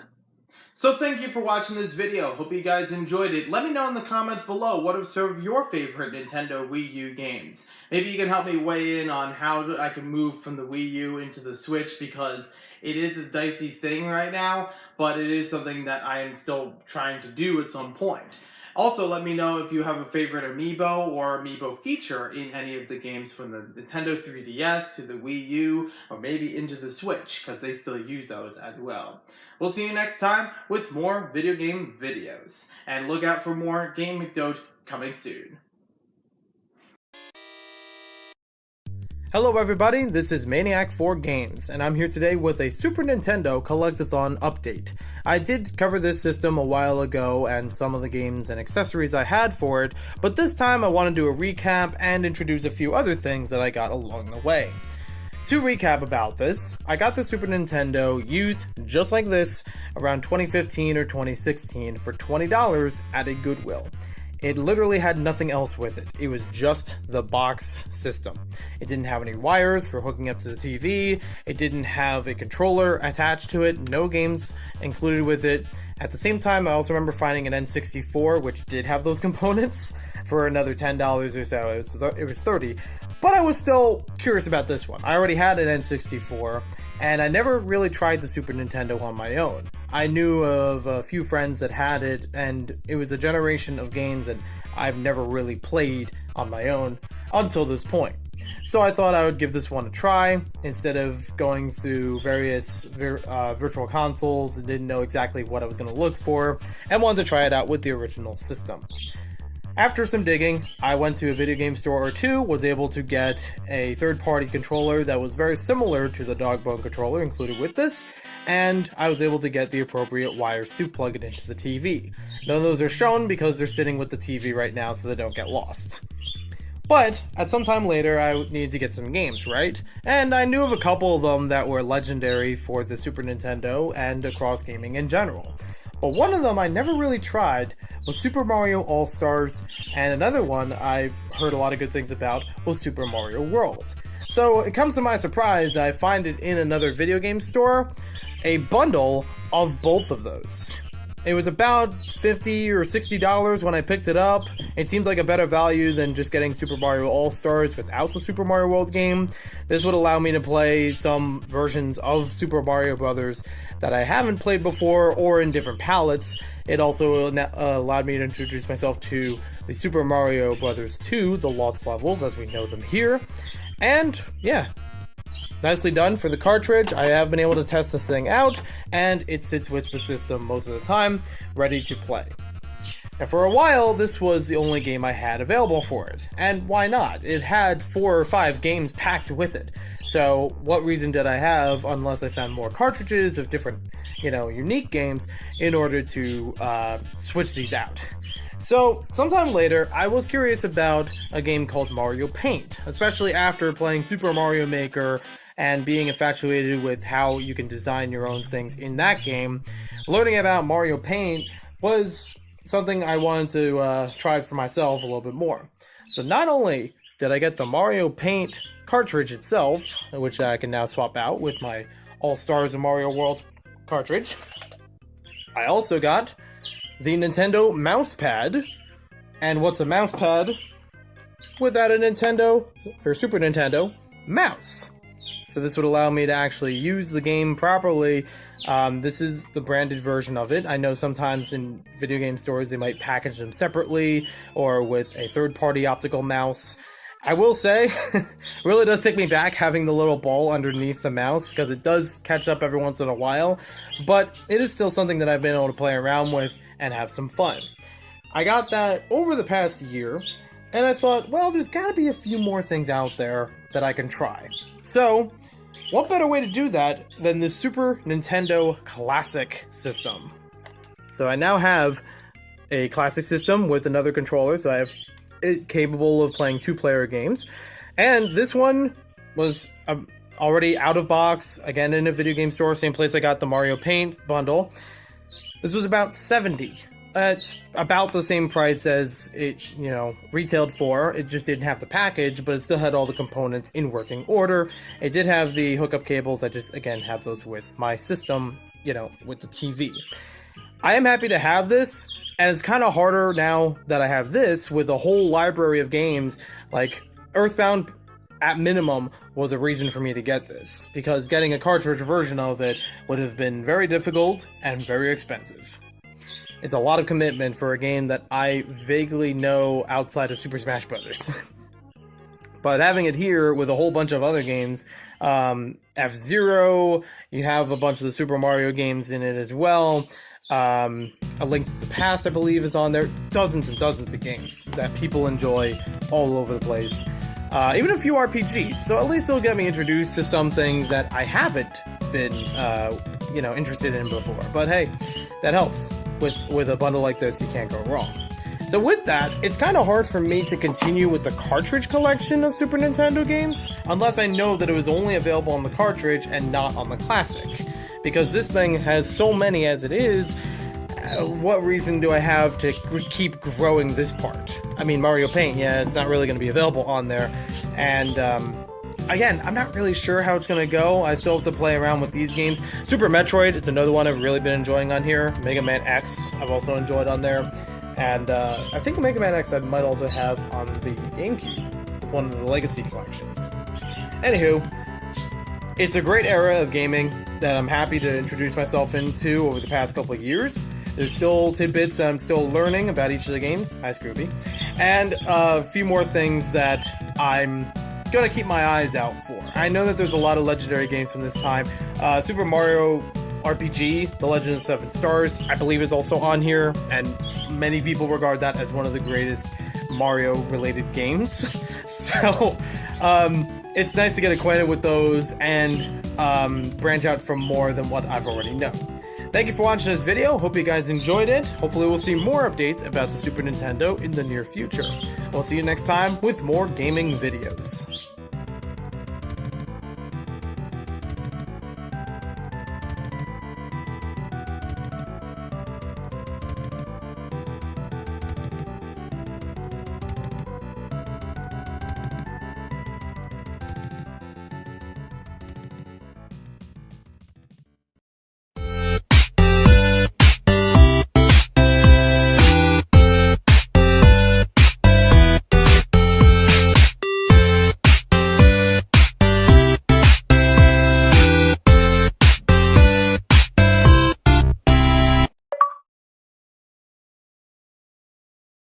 Hello everybody, this is Maniac4Games, and I'm here today with a Collect-A-Thon I didn't think I was going to get to do until long after some of the other consoles that I had planned. Some that I've already had for a very long time or just wanted to update, but this one just seemed at the right time, so I'm going to try to start things off here, and we'll see it improve sometime later down the road. This is the original Xbox. But I didn't start with just the original Xbox console, no. the first thing I picked up, strangely enough, were games for it. I started off with getting the original Halo and Halo 2 for the original Xbox because I knew that they were backwards compatible with the Xbox 360. And the first game I ever played on the original Xbox was Halo 2. I played it many, many years ago. I played it with my cousin's Xbox. It was available for some time down the shore when we would go during the summers. And it was the only game really there. It may have had another game or so, but I don't remember ever playing it. But I did play through the entirety of Halo 2 with my brother in co-op, playing a bunch of the multiplayer. We got the fun inside joke of "Grenade Buddy" out of that, and it was a great time. It was my first exposure to the Halo franchise, and it's still a relatively new thing for me. I haven't tried out Halo Combat Evolved, Halo 3, or anything beyond that up to this point. Don't worry, guys, I'll get to it. But I wanted to pick these up for the 360 because I thought, well, if I could play them on there, because there is no Xbox 360 version of Halo 2 that I know of, and I think they did have one for Halo 1, surprisingly, I thought I'd play it on there. Now, why would I get an original Xbox? Because it was for free. At the very tail end of September 2019, I came across a Facebook Marketplace listing, which seemed too good to be true, but I thought I'd give it a whirl anyways, where somebody was giving away a free Xbox console, just the system itself, as you see it here. Now, I came to learn shortly after that, it had not been tested, and I was fine with at least trying it out, and if it didn't work, it was for free. It wasn't really costing me anything except for the driving, which was local, so it wasn't even that much driving, and it could just be something I could trade in for another thing at a video game store, in case it was still good for parts or whatnot. So I brought it in. Shortly after that, within the same week, I was able to figure out what this thing on the front was, because I didn't know what it was at first. It is a receiver for a DVD Xbox remote. Now, I could play DVDs through this if I wanted to, but I also have a lot of other devices that play DVDs in various parts of the house, so it's not going to be necessary for me. And I also got back with the person. They did not have the remote with this, so I don't know what exactly to do with the receiver. At the time of this video, I'm probably going to trade it in. I don't really expect getting the remote and trying to play it through there. I could easily just use the controller, but I digress. So along with that, once I knew that this system was working, I tested it out at Digital Press Video Games in Springfield, and was able to get it working with all the wires, controllers, everything like that. I decided to pick those up as well. So it's almost a whole video too, because I didn't really share this before this time on camera. But yeah, I got a couple of third-party yet reliable cables and controllers to go along with the Xbox. We have a universal power cord, an AV cable, which I believe is available for a couple different consoles, or at least made to work with them, both by Tomy. And I've used their kind of products before for third-party options. Not too bad, so I definitely trust that. And if things don't go well, I'll just go back and get an exchange for them. As far as a controller, I grew up as a player too, and I'll definitely talk more about that at some later point, but I just thought it'd be fun for now to say that when I was playing Halo 2, there were two controllers available for my brother and I to play. I always got the Duke, because that was the lesser preferred controller, and my brother was first player, so of course, he's an older brother. He has the privilege. He gets to choose. So he got the Slim controller to play with while we were playing Halo 2. But this time around, when getting this, I don't think I'm ready to go back to the Duke. It's too big for my hands, and I feel like I could just go with a Slim option that it should have already come with. Not for this particular unit, but I mean when they first launched the console. So this one is a Digital Press Video Game branded controller. I don't think they're really the developer for it. It just kind of has the iconography on it, especially when it comes to the tag on the top of it.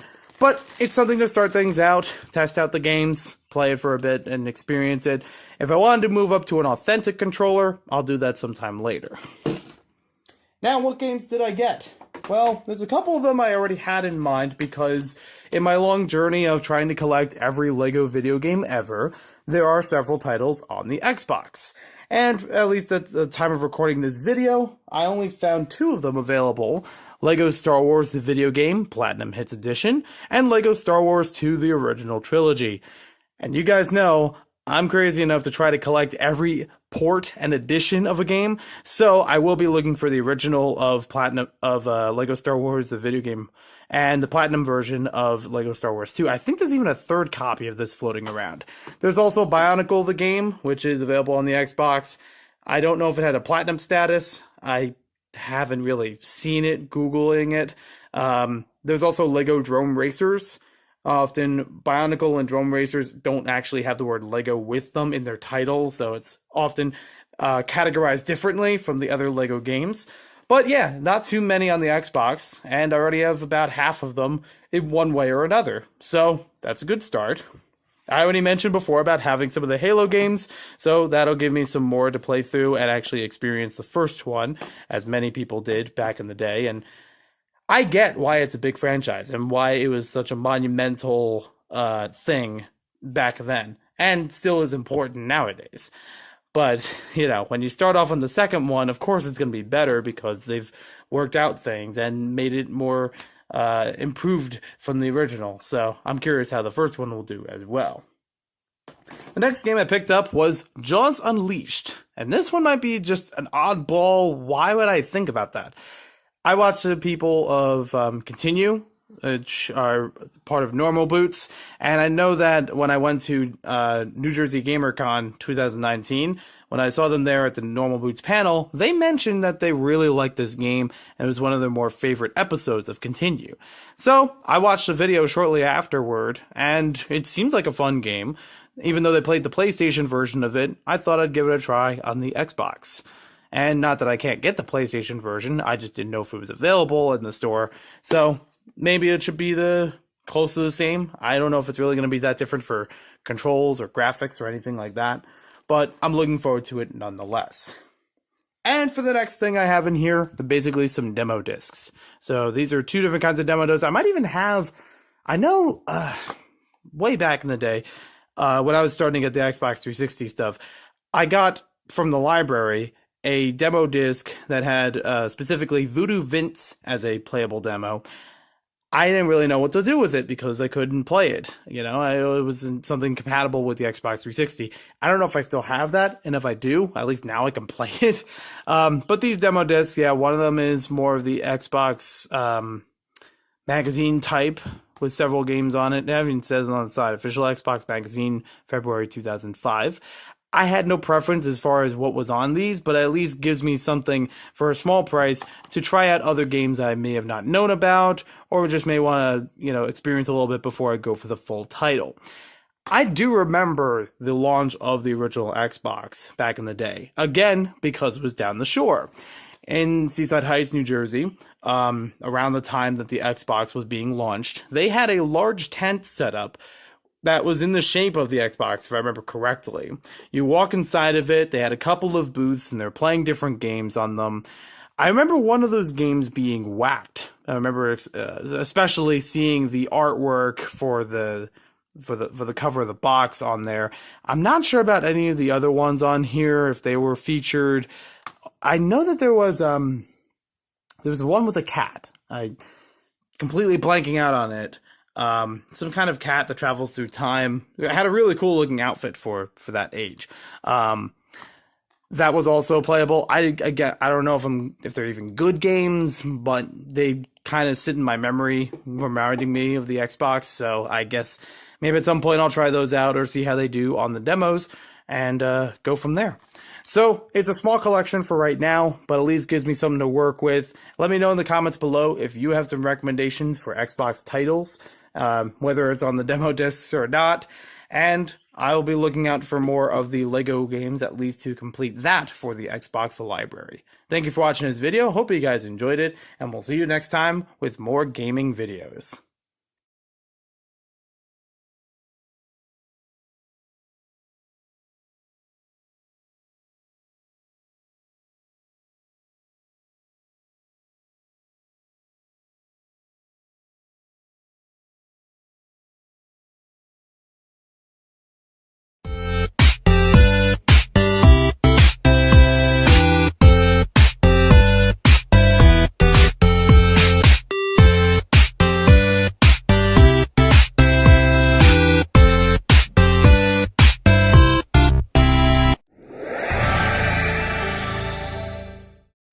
Hello everybody, this is Maniac4Games, and I'm here today on this episode of Collect-A-Thon to update about my Nintendo 64 collection.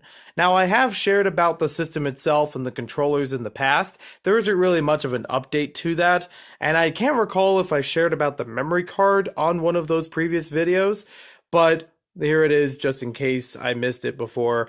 Other things that were new as far as accessories would basically be a 6-foot extension wire for every controller, so that it's easier to play it in my living room. I can't really think of that much as far as accessories. Beyond that, the main thing here is about the video games. So, I did do a video about this before on YouTube, and showing what I've acquired since my childhood. But for those who haven't seen that video, I'm just going to catch you up to speed real quick in one video. I got the Nintendo 64, I want to say around the year 2000 or so, for Christmas. I remember getting it as a bundle with the neon purplish, like transparent controller bundled in with the gray controller, so it already gave you two out of the box, which is great. My brother and I were both playing video games, so it made it right out of the box easy for both of us to play. And I can't recall every game or what the exact order of the games was, but I do remember specifically Rugrats in Paris was one of the first games I got for the N64.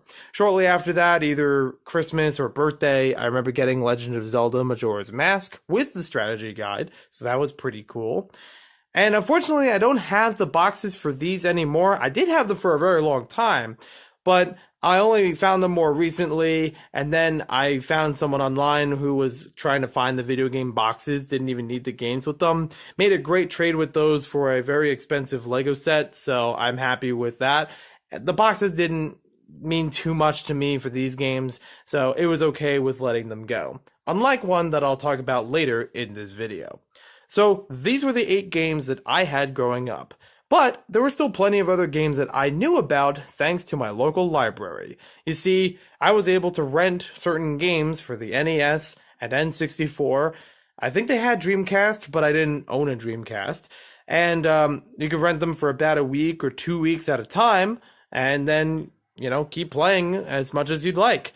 I don't have any of those save files available, but unfortunately, and I didn't really get any of them when they went on sale at the book sale. I'll talk more about this probably with a whole bunch of other games in a separate video, but for now, these are just the N64 titles that I've been trying to go back and get. And because of that, my collection has grown from the 8 that I owned growing up to like 3 times as much, or 4 times as much. I have sitting now with me 32 N64 games, and most of it was because of the library. So, big props to the library for exposing me to all these different games. And now, through many different sources, I've been able to acquire them again. So, I'm just going to lay them out in no particular order. Not going to particularly rate them or anything. Just going to share what was here. First one I got to mention was a very recent one from 2019, Golden Nugget 64. This one I happened to find after a long time of searching. It was one of the most elusive games on my list to find, and it's not even one that I had like a fondness to play it. It was just the memory of knowing that I played it at that time. But hey, maybe I'll play it again and it'll be something more interesting than what I remembered. This one I actually do have the box with it, and just because it was convenient at the time. I was searching multiple game stores. I went to a Nava at Digital Press. Somebody was able to bring it in, because they have local sellers also bring in stuff for the night to trade or sell. One person happened to have this with the case, with the instructions, everything. And again, at a really cheap price. I was happy. I was so happy once I saw it. I have witnesses to be like, wow, I don't know why you're so excited about this game. I've actually seen this thing turn up one time after this purchase, loosely, and it's like, okay, well, now it's finally coming into stores, because I have been looking for a long time for this. It was one of the harder ones for me, and I'm still happy to have it. Even, like I said, if it's just a gambling game on the N64, I don't know. Mischief Makers is also kind of a tough one to find, but it wasn't really that tough for me.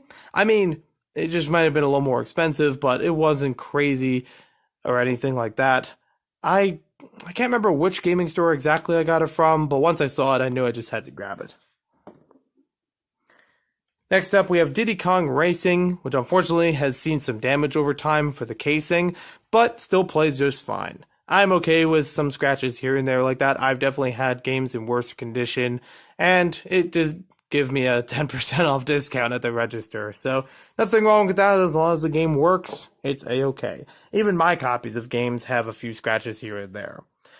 I am happy that I still have on my Super Smash Bros. Copy, even though the back of it has been really severely worn, I am happy that it still has the Property of Blockbuster sticker on it. This one I do remember purchasing at Blockbuster, in case.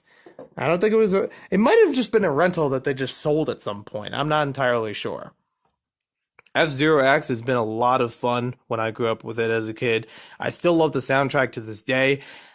And there are still pretty tough tracks on it, but it's still an enjoyable time. I did not get it from this person, if I recall correctly. It might have just been like second and third handed.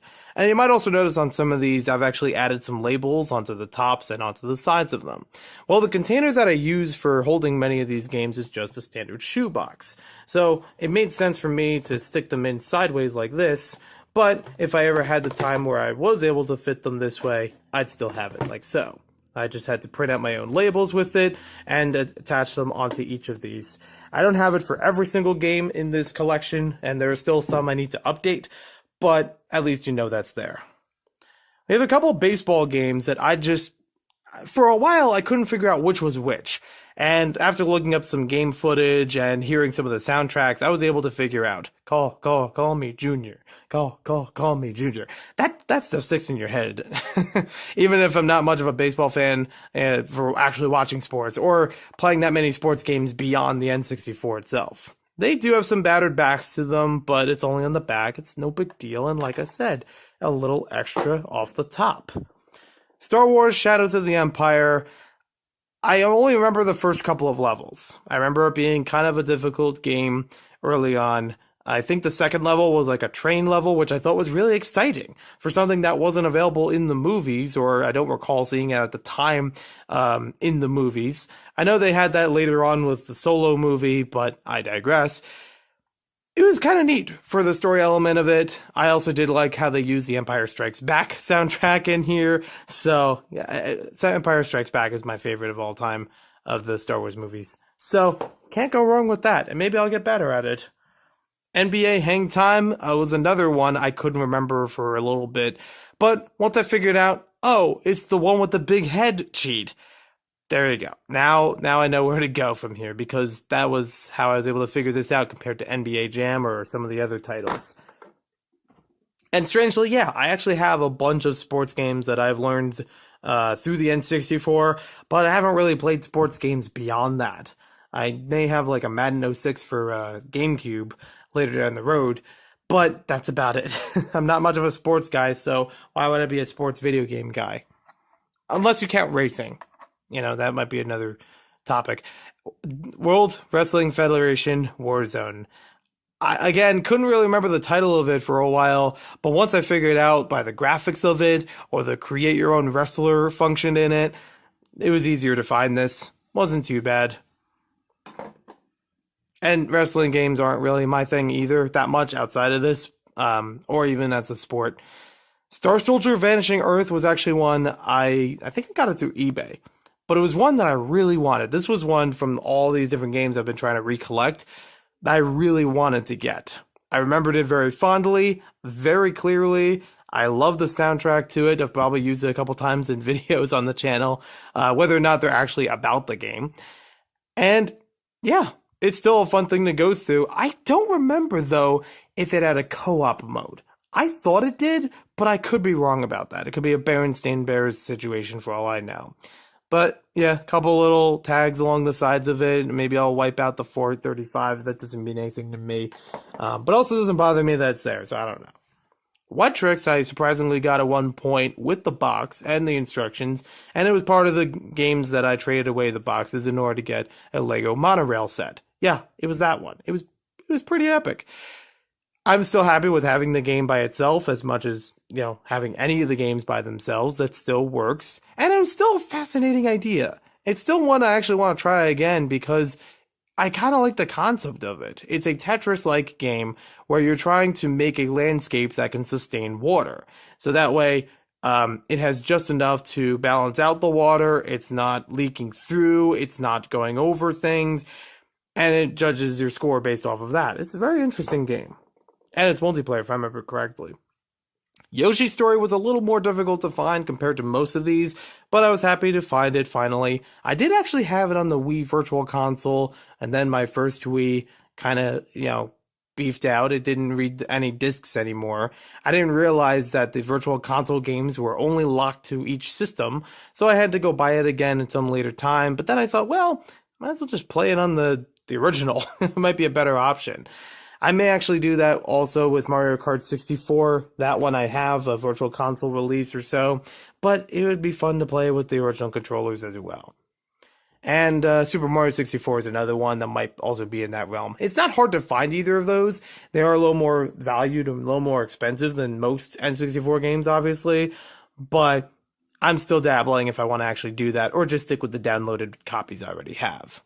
Tetris Sphere, another interesting version of Tetris, where basically you have to line up different blocks in order to free these different robots from a cube. Actually, not a cube, a sphere. A Tetris Sphere. Duh, it's in the name. Silly me. I'll re-alphabetize these later. Top Gear Rally, kind of a standard racing game from what I recall, but lately I've heard about a bunch of cheat codes for it I never knew growing up. So I actually want to try those out, especially one that has, as some people described, a vaporwave atmosphere to it. I'm like, that could be interesting, especially for N64 graphics. Virtual Chess, I actually found 2 copies of this, and unfortunately one of them didn't work, so I was able to stick with the better copy and have that here. Again, despite the condition of the package. It's cheesy. It's very mediocre as far as a chess-based video game goes, but I already was familiar with Lego Chess, which was also very corny and cartoony in how it presented itself. I didn't mind this one, but I don't know. Might be fun to play again. This one I actually picked up more recently at a video game con. So recently, I didn't even take it out of the package yet. This one, Gauntlet Legends, is one of the hardest ones that I've had of trying to find. I've searched video game stores for many times over many months and it never turned up once. Otherwise, I would have jumped at it. So I was lucky to find it at a video game con, and the first booth I saw it at said 45, added a little tax to it. It was about 48, I think, when it was done. And then immediately, after the purchase went through, I turned around, the table across from it had Gauntlet Legends, and I could see the price tag was $35 before tax. Oh, buyer's remorse was so swift that day. And also a couple other vendors had it available for sale between 35 and 40, various conditions. I think one of them even had an N64 plastic case to go with it and the instruction manual, and that was at 40. So I do feel a little gypped with that. I feel like I should have looked around a little bit more, seen it in other vendors, and then compare prices, but there it is. It is probably the definitive version of it because right out the gate you can play with 4 people. You don't need a multi-tap or anything. I don't know graphically or control-wise if it's any better than other versions, but it's the one I grew up with, and I wanted to try it myself, playing it at home. I'm actually not sure if this was a library game, as I mentioned before, the rentals. This one might have just been one I remember playing at my cousin's house, along with Super Mario 64. So that was just a good one to come back to. It's basically my first experience with any version of Gauntlet, too. Chopper Attack, I don't remember too much about it, but I have tried playing it recently after getting this, and it's alright. It's basically a helicopter shooting game. You do a couple missions across a landscape, trying to take down other enemy tanks and soldiers and things like that. The one thing that always stood out to me with this game, and made me remember it for so long, was the continue screen, where you had a hand that was kind of floating in space, back and forth, waving back and forth. If you selected yes, it gave you a thumbs up, and I think it said something like, you done good, or something. If it gave you a no, I don't remember what it said, but it would be a thumbs down. Little things like that stick out, and I gotta give it credit for that. Play Fighter 63 1/3. Oh, the cheesiness. I am not going to find the Sculptor's Cut edition of this, by the way. It is a updated version of it. It was a Blockbuster exclusive, limited copies of it, and high asking price in the black market. I am not looking for that. I am happy enough with 63 and a third. I also learned recently about some of the cheat codes to unlock things like Sumo Santa. They're fun to play with. And there's definitely a lot more to this game that I have yet to explore. I remember playing it a lot as a kid, but it's still a thing I need to get into more, or the fighting games in general, and understanding the button prompts and combinations in order to make some really good combos. Or should I say, lousy combos. Also, Earthworm Jim is in this game. And I think Booger Man. Banjo-Kazooie, it has to. I mean, I already have Donkey Kong 64 laying over here. You gotta have Banjo-Kazooie for N64. This was another one that I don't remember ever playing at the library or as a library rental. This was one I remember, again, playing with my cousins at one point. I remember vividly being down at someone's beach house. One of my cousins had a beach house. And we were sitting on a large, like, queen-size bed playing this game. I only remember one static image. I think it was the second or third world or so of Banjo flying through the air with Kazooie. And that was so rich. It was so awesome. I am looking forward to playing it again for myself. I have never beaten the game myself, but I know much about it from other people playing it or just, seeing it back then in general. I don't like that shark. I don't like the look of that shark. I know it's supposed to be friendly, but it's so eerie. It's so scary.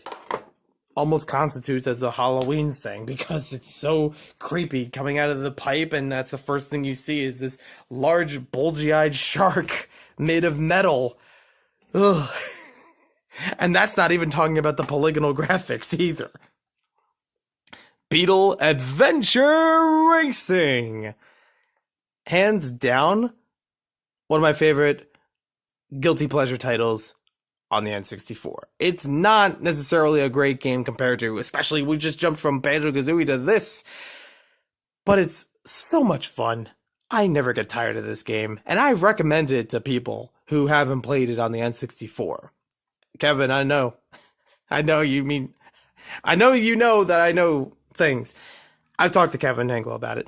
So, this is a great game for just being a simple or relatively simple racing game. It has a couple of power-ups. You can change the color change of each Volkswagen Beetle in the game changes the stats. That's just so ridiculous yet so fun. And apparently there are some unlockables in the game as well that I would like to try out at some point. I don't know if they have any cheat codes to it, but I'd like to see more of that. There is a multiplayer mode where you literally shoot rockets from Volkswagen Beetles. How can you go wrong? And also has a really catchy soundtrack. I've used that before in a few Lego videos on the channel. Blast Core. Time to get moving. Another great soundtrack and another great Rare game. This, I actually think my brother likes way more than I do. I watched him play it a lot, and when I got this again in my collection, he came home from college or something one point, and he wanted to play this and played it for a little while, actually. I mean, more power to him. I guess I'm glad I brought it back into the collection. But, yeah, a very fun game. It took me a little bit to understand the premise of it and how to get through it.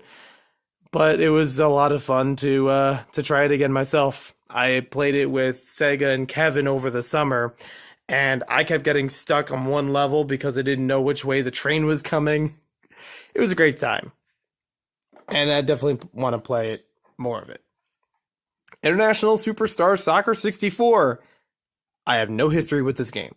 I kid you not, I only got this because it was at a Goodwill. I found my Super Nintendo at a Goodwill, a second copy of the N64 through there, which I later basically sold or traded away. And this. I was just like, well, there isn't a lot of video games from this era in this Goodwill. Might as well take them up while I could. And I played a little bit of it. It's soccer. I don't know what to make of it. Maybe I'll give it another chance just to see what it was like. But there, if I need to trade away a game, that would be the first one to go because I don't have a lot of attachment to it compared to other ones.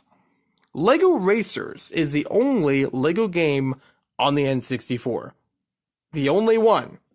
And yet here I am with 3 copies of the game. Well, I wanted to complete the LEGO video gaming collection. I actually found 2 of these box copies at a video game con, already having this loose one, because I wanted to get one for a friend of mine who also collects LEGO things and might even be interested in the LEGO video games aspect of it. But also, I wanted to get the box with it. This is the one time I actually care for getting the Nintendo 64 box, very specifically. Because it's for a LEGO game, of course. Now, unfortunately, it doesn't have any of the inserts to it. It is in good shape for the $15 I paid for each of these. It has some of the inserts, except doesn't really have the manual, catalog, anything like that. It still has the game in there. I don't know yet if the game works. I'm still testing both of the newer copies out. But when I do, it'll be good. But I'm still happy I actually have the box. This is the one time I actually care for getting the box for the game. And like I said, I got 2 of them, and they're pretty good shape. So, do I really need 3 copies of the LEGO Racers N64 game? No. I'll figure something out. I'm probably just going to keep one of them, and we'll figure out the rest. And last and latest on my list is Rayman 2: The Great Escape. This was a library rental game that I never played. Among all the other ones I've had some experience with, I knew this was at the library. I've seen it with the plastic casing like they use for VHSs. I remember it having the side of the N64 box like printed on there or something like that, but I never played it. I just remember somebody else renting it, and I don't think it was they were hogging it the entire time. I just didn't know enough to try it myself. But I still like the look of the character, and it still stuck with me, knowing that it was a library game I did not get yet. So I just picked this one up pretty recently, and I'm looking forward to it. It's the first of the Rayman games that I've ever come in contact with. I never played the original Rayman, but I've heard good things. I don't know what platform is best or what I can use it best on, but there we go.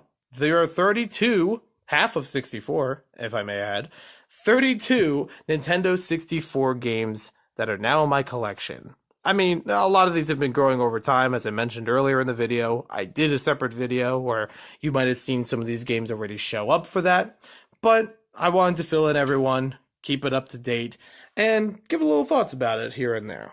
I know these aren't really official reviews. There's no specific ranking for a lot of this stuff. You can tell my enthusiasm just the same in trying to get these games. At this point, I can't recall if there are any other N64 games, especially from the library rentals, that I'm still looking for. But I'll let you know in case I do. Thank you for watching this video. Hope you guys enjoyed it all the way through. And we'll see you next time with more gaming videos. Also, let me know in the comments down below if there are some N64 games I haven't tried here yet that are worth checking out. I already mentioned about Super Mario 64 and Mario Kart 64, so don't worry about those. But if there's any other ones, leave it down below, and maybe I'll take a look at it at some later point. Looks like I'm gonna need a bigger shoebox.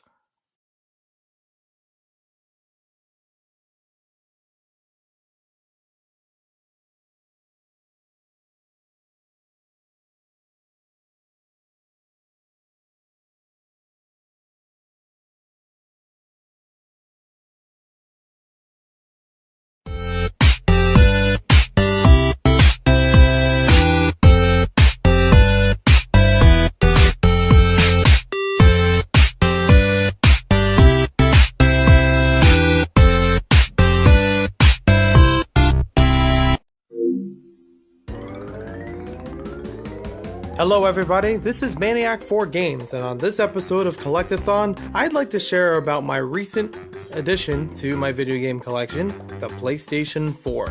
Granted, I've only started collecting and playing games on the PlayStation 4 in mid-December of 2018, so I know it's almost a year at this point, but I've been shuffling between other consoles as well. I haven't always been playing on this one itself, and I've only had a handful of games that I've picked up with this so far. So bear with me if it's a small collection, but I know it's going to update sometime later, so this shouldn't be too bad.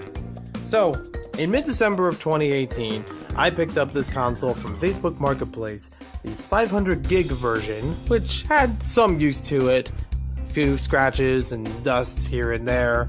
Actually kind of easy for this thing to gather dust because of that little notch in the middle of the console.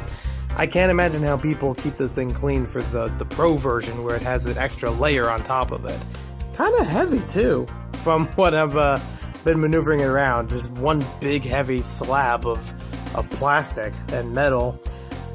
And correct me if I'm wrong, because shortly after I got this thing, first of all, it was used around $180 or $200. I don't remember the exact thing for it, but if you wanted to see the actual video where I get this in several games, you can check down in the description below. First link should lead to a haul video that same night when I got it, as well as what other games I got. It'll also be a pinned comment as well. So, when I got this, it was, a little tattered here and there, but still had all the wires. It had, everything they needed to run it. It had one controller, which I will share in just a bit. And in my experience, it has a very loud fan. Now, I did test this out with a video game store called Digital Press shortly after getting it, and that's also where I got some of the games. But I don't know if the loud fan is just typical of the PlayStation 4. It wasn't really noted when it was tested in store. It's just something that at home I'd hear it much more than any other system that runs a fan or anything electronically, through it. So it hasn't gone on fire yet, so I guess it's a good thing. I guess it's still operating as it should, and considering how beefy this is and how high powered it is for a newer generation of console, I guess it needs a bigger fan and just more to run. But those in the past have been a kind of weary sign for me, so I'm hoping nothing goes wrong with this. It's a 500 gig version of the PlayStation 4, which is totally fine by me. Don't have to worry about the Pro yet or getting any external storage, because I don't think I've even filled it for the 500 gigs. Like I said, I only have a handful of games for this one, so it only needs a certain amount of save data, and for most of them, it's totally fine. So, along with this system, I got a blue PlayStation 4 DualShock 4 controller, and it's pretty comfortable. Surprisingly, I don't know much about the PlayStation franchise in general, the whole brand. So it is still funky to me of trying to get used to the triangle, X, square, and circle prompts of buttons on any of the PlayStation controllers, whether it's 4, 2, 1, whatever. 3 I've never touched, so I'm sure if I get through the other ones, that 3 should be fine. It's pretty comfortable, it's been very useful, but the only problem that I have with it is the low battery life, or seemingly. I don't know if it actually runs such a low battery life for the controller itself, but in my experience, and maybe because it's used, I'm not entirely sure. In my experience, it's had a couple of times where I need to charge this thing before actually getting to play more of the game, or even turning the system on. I don't know, I kind of find it a little odd. I don't know if it's, again, because of condition, or if I maybe didn't charge it right, or I just left it out without charging it. I don't know. Maybe the battery ran dry when I kept the system off and it didn't shut off on the controller. I don't know exactly the case. But I did get a wire extension so that I could have it plugged in and playing, so it won't run out of battery just being wireless. So, as long as the wire is long enough, it's totally fine. It's not going to be in the way of anyone. So, there's that. I don't have plans right now to get a second controller, and if I did, I'll probably get a red one over a black one. Eventually a black one, but I like the different colors. So I would do that just so I could have other people playing on the console, but for right now, I'm basically the only person in the house playing with it. Sounds like it's going to be a big deal. Nobody's been fighting to join the Xbox or play co-op on any of the games that I have. And speaking of games, let's get right on to those. I do have the cases for all of these games, but as I've done with many game disc consoles, I've compiled them into a disc case. So this is an easy thing for me to grab and have all the game discs at once, be able to filter through them, and pick something to play, instead of having all the cases laid out, because that takes up a lot of space and I don't really have an active bookshelf or anything where I could set them all up, get to see them all in display form. Right now they're just kind of sitting as if it was a storage. So we have Crash Bandicoot and Insane Trilogy. And might I also say with this, I'm not going to go on full-on review these games. I have not completed or beaten them all the way through.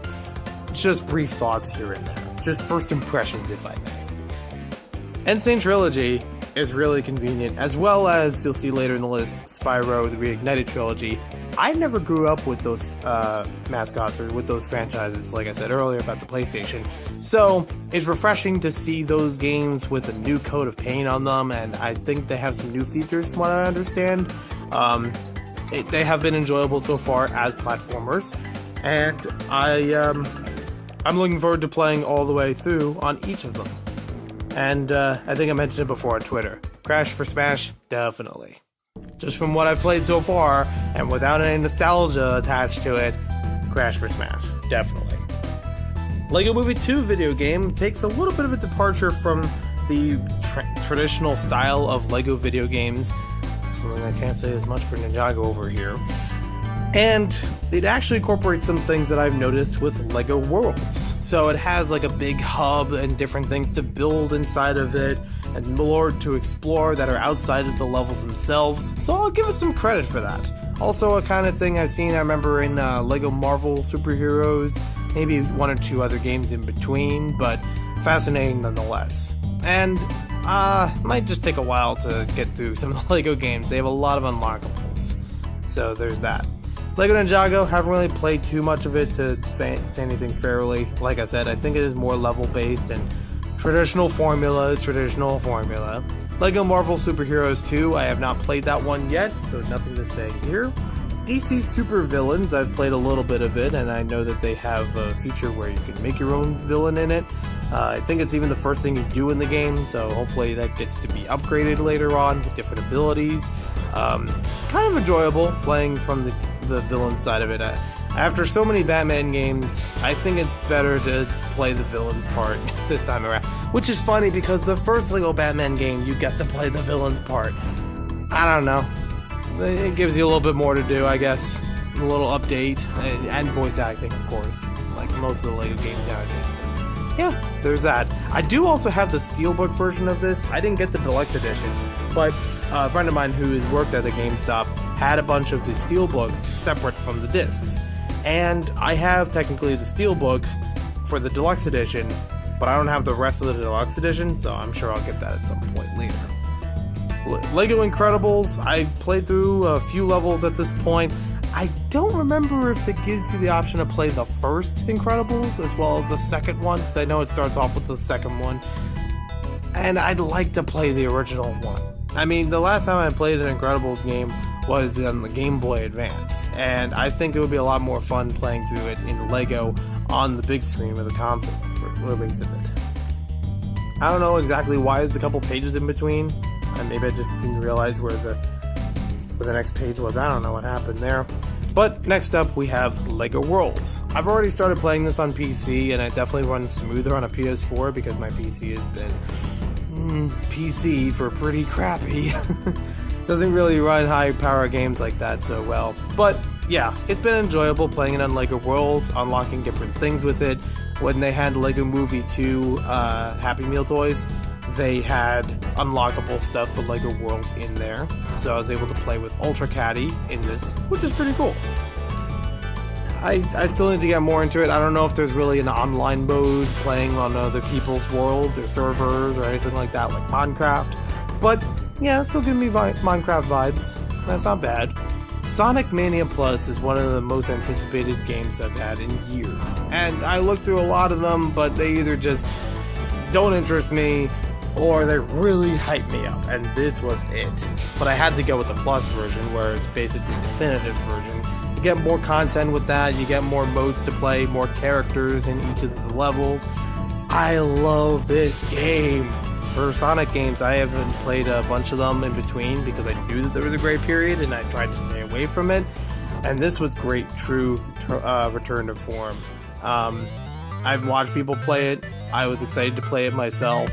I love it. It even incorporates moments of Sonic CD, which I love that game. So, yes, yes, and yes. Not exactly a 10 out of 10, but a strong 9 or so. We can't talk about PS4 without talking about Marvel's Spider-Man. It's basically the game that got me into getting the whole console. I love the gameplay so much from other people playing it that I was like, well, it's a PS4 exclusive, I gotta get the PS4. And then became the weird custody of sharing between not Sony and Disney, not that kind of custody. So you know when I'm recording this. But the weird custody between the Switch and the PS4 of what games do I get on each of them. They have some exclusive titles, and I'll talk about it at a later time of how I break down what games to get or what convinces me to get a console. But this was the one that got me into the PS4, and I thought, well, it might be fun playing other games through here, and depending on the multiplayer aspect, it might be better for online play with other people. I know others that have the PS4, so it might be fun playing some games through there, and I knew I had to try out Marvel's Spider-Man. I'm still not anywhere near completing it or beating it, but I am still having a good time with it as it is. And as I mentioned before, Spyro's Reignited Trilogy, pretty much the same thoughts as Crash. I like that there's an updated version of this game. Also, I have to mention, it's a lot cheaper and a lot easier to get these reignited or remastered Insane trilogies of these games than trying to find the original PlayStation discs. I haven't seen them all at one point for either Spyro or Crash for the original 3 games, and when I have, each of them would run $20 or more in even the used condition. Meanwhile, these games, this one itself is $20 or $30. That's perfect. 3 games in one at a much lower price and updated graphics. I also do like, I have switched back and forth in this one of playing the original soundtrack for the game compared to the remastered version. I think they're both fine. I think they're definitely enjoyable, especially for somebody that's new to the franchise. I don't remember if I've done it with Crash yet, but I probably will at some point if that's the future. And then other than that, I haven't added into the book yet, and I'll definitely reshuffle these. But the last one that I've picked up for the PlayStation 4 a couple months ago was Grand Theft Auto 5. Now this one I've been trying to play through a bunch of the story mode, and I've actually been convinced to get this one because even though I'm not a Grand Theft Auto player, I've played some of Grand Theft Auto 4 on Xbox 360. Didn't really know much of the franchise before that. I've talked about how I learned about it through Lego Animation, the first exposure to Grand Theft Auto, on a separate video. You can check that out somewhere in the internet. But this one I wanted to get specifically because of a little guy called Brick Blaze and another little guy called, I was going to call him Julian, but Brick Smith. These guys have a lot of fun playing Grand Theft Auto 5 and basically sold me on to getting this game. And I'd like to try it out with them at some point where we can have some explodey shooty fun times on Brick Blaze's gaming channel. So you're probably not going to see this content over here that much, outside of maybe just offhand reviewing it or something like that. But yeah, there's that. And from what I've played so far in the campaign, it was kind of good. It's had a lot of neat moments in it and interactivity going through the town. I had it caught up on 1 or 2 missions though, and had to restart it several times before I actually got through it. So unfortunately, that kind of held me back from playing more of it. So there we have everything that I've got to share for now about the PlayStation 4 collection. Is there anything that you guys recommend? Let me know in the comments down below. There may be some of them that I would have on the Switch, so you'll see that in its own video sometime soon. We'll see you next time with more gaming videos, and hopefully more exposure to these PlayStation 4 games. We'll see you next time, and thank you for watching.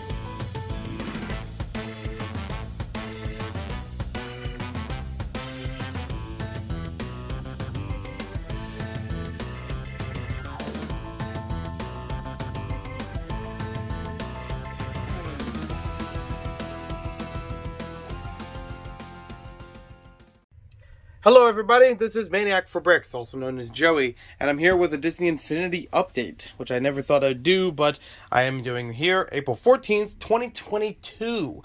It's been a long time since I've actually taken out all the Disney Infinity figures and even done some kind of update video, but this looks great. I'm happy that they're all able to fit on these shelves and these little platforms behind them so they can properly be displayed.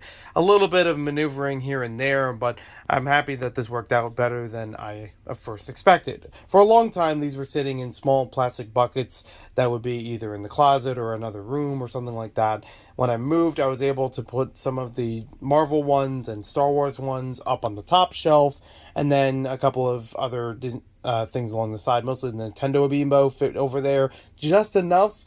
And then I had on the bottom shelf, all of these were actually using just regular video games, so to just have them lined up next to each other. It's kind of like where you see the Switch games, but those might move sometime soon. It's not worth making a video about that, but I digress. So Disney Infinity was something that I enjoyed back in the day of Toys to Life when it was much more popular. I didn't really get 1.0 and 2.0 at launch or even when they were brand spanking new. I do remember picking up 3.0 brand new in box like shortly after the game came out, but I was adapting to a lot of these characters after pre-owned, and there were a couple of sales. I remember that the GameStop for some time did a big sale in which you buy, I think it was buy 2, get 3 free on any interactive toy figures. So it could be Disney Infinity, Nintendo Amiibo, Skylanders. They didn't have it available for LEGO Dimensions because it's hard to keep track of all those pieces, so that's fair. And it was honestly a great deal for me because it was helping me collect a lot of different characters to play in these games without having to spend through the roof. Because, yeah, Toys to Life, one of the biggest problems of it is that they were very expensive. These would be $10 or so a figure at least. And in some figures, it could be much more expensive, where they came in a certain pack of $20 or $25 things, or including other accessories with them, bundling some figures together. It might be the only ways of getting them. There was one or two that was actually very exclusive. Right down here, the Symbiote Spider-Man was a exclusive for the DS version of Disney Infinity 2.0, because 2.0 had Marvel stuff. So yeah, it was kind of weird, and I picked that one up second-handed.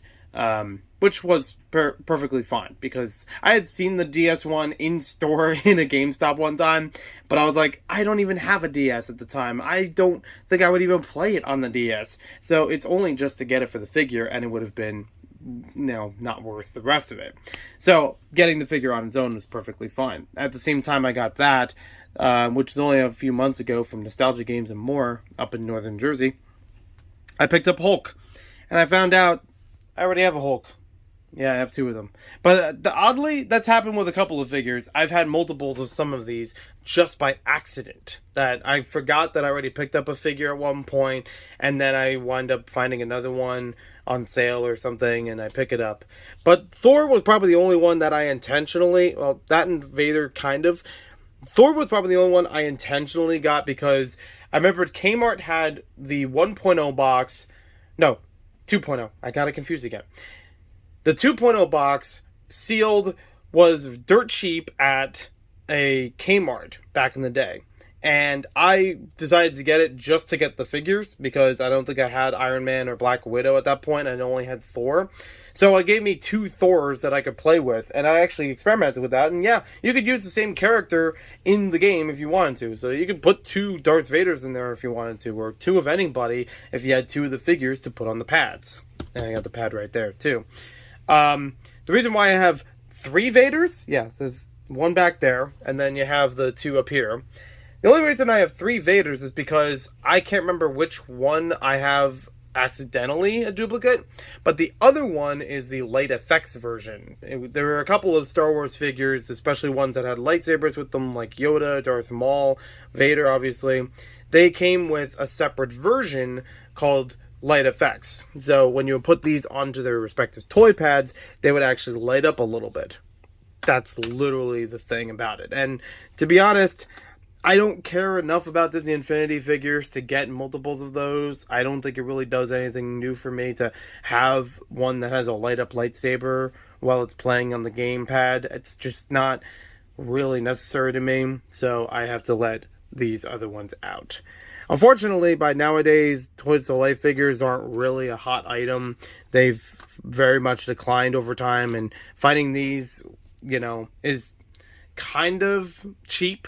but also, if you have extra ones like I do, it's kind of hard to get rid of them. I remember that Toys R Us before 2018, I think like 2017 or so, had used versions of Disney Infinity figures available in stores. I should find a picture. I'll try to link it down below if I can find the picture. But I do remember finding some that were packaged as saying pre-owned, and it was like $8 or something, maybe even less than that. It's like, wow, I didn't know that Toys R Us would step into pre-owned stuff. Usually just do it in box, So, yeah, that was the thing. I do have a whole bunch of the power discs. I cut a couple of those packs, and some of them were dirt cheap at some point, but it wasn't worth it for me of getting like every single one of them blind, in the stores themselves. I remember Toys R Us having them forever sitting and rotting on shelves. I don't even remember how this thing opens. But yeah, at some point, these were just really cheap to get. I believe I also have a binder that has more of them, but I'll have to touch upon that in a separate video because I don't have them right here available with me. But yeah, these are little discs that can add power-ups or separate items into your Disney Infinity worlds and your toy boxes. So it is a fun game creator kind of atmosphere that you could not only play the games that are registered with it or already created for it, but also have ones you can make yourself. I didn't dive too far into this tool, even though I did see a couple things here and there as to how they work, but it was still a neat concept nonetheless, and maybe someday I could actually explore my own world with it, but for a while I've only just been playing the ones pre-made in the packs, and some of those are right here. So you could have ones for, the original trilogy. You have, I'm trying to remember what this is. It looks like Inside Out. It's like, I think this is an Avengers one, if I remember correctly, with the giant fist. There's one here for Rebels. There's like a whole bunch of different kinds. There's a Cars one. I think there might be even 2 Cars ones in here. I hope I don't have duplicates of these either, because even though they look nice being transparent and clear, it also might be hard to tell them apart at a moment's glance. This is the one that came with 1.0, so it gave you 3 worlds in one: The Incredibles, Monsters University, and Pirates of the Caribbean. There was a Guardians of the Galaxy one, I remember. But yeah, I can't say that I've played through all of these entirely. Yeah, this one's strangely in a different color. I'm not sure why. And Guardians is like that too. I can't say that I've played through all of these in entirety. There are some of them that I've only played like a couple minutes here and there. This one I think is the Old Republic, or not Old Republic. What's it called? It's Clone Wars. That's the one. Wait, hold on. Yep. Okay. I literally found this out on camera. I do have 2 of these that are exactly the same. Well, that's a bummer. Yeah, nothing else really looks different between them. Little number 1 or 2 on them, but whoops. Yeah, I have to figure out where that's gonna go. But yeah, I did want to at least try to make some space, because I was able to move around some video games from this area, so I could actually make room here to have these as a proper display and not run into the trouble of buying them accidentally again like I did for the Hulk. So I'm glad that they're out here and not shoved away into the closet. I think they'll look nice as a display piece, and if I do want to play the games again, at least it's easy to reach for them and know what's available. I don't really see myself getting more after this. The only ones that I can think of that I think I have Phineas, but I don't know where he is. I know I've held him in hand before, and I do not know where he is. So I'm glad that there is an open spot where the Disney Originals are, so I can actually fit him in. If anything, yeah, it would be nice to fit him with Perry, so I might just have to swap him with somebody else just to get the theming, putting the similar things together like that. But yeah, otherwise, I'm pretty happy with how everything's come out here.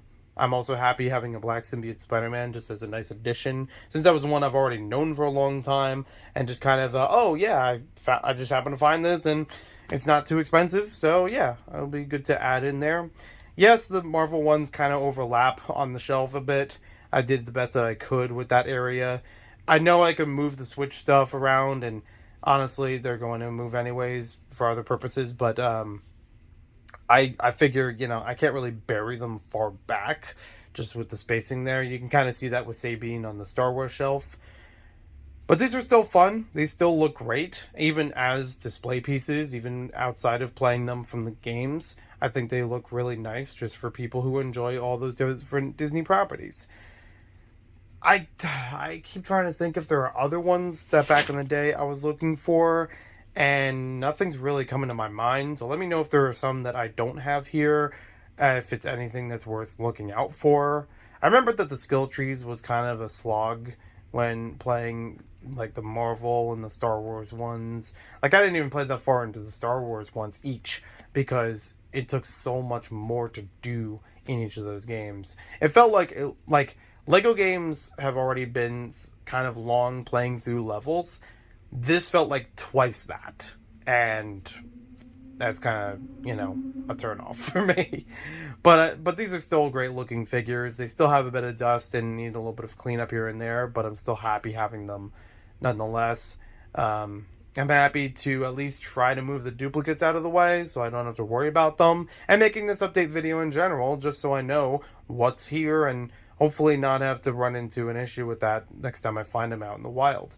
So thank you for watching this video. Hope you guys enjoyed it. Oh yeah, I mentioned before about this. So this was a case that basically you could hold your figures in, but obviously don't have room for that. And the top of the case, for some reason they designed it so that it would explicitly fit the toy pad in there. Just like that. Wires underneath it.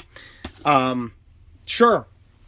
I don't think it's a really to-go thing, but it's there, and I could do something with it. I've originally used it for, like, Nintendo Amiibo, because I didn't have that many of them, and with that whole buy two, get three free thing, I used to have some fun with getting Nintendo Amiibo, scanning them into the game, and then returning them. So I only have, like, a handful that I actually do want to keep. But, yeah, I could touch more about the Nintendo Amiibo sometime later, the power discs, and all those other accessories with this Infinity some other video. Apologies, I can't fit them all here, but there's still another binder, like I said, I need to look for. So thank you for watching this video. Hope you guys enjoyed it. Let me know if I missed anything, or if there's something I should be looking for in the comments down below, or which ones you've collected, or what good times you had with Disney Infinity while playing it. I'll see you next time with more videos, hopefully more video game videos real soon, if game capturing works out well. So, talk to you later.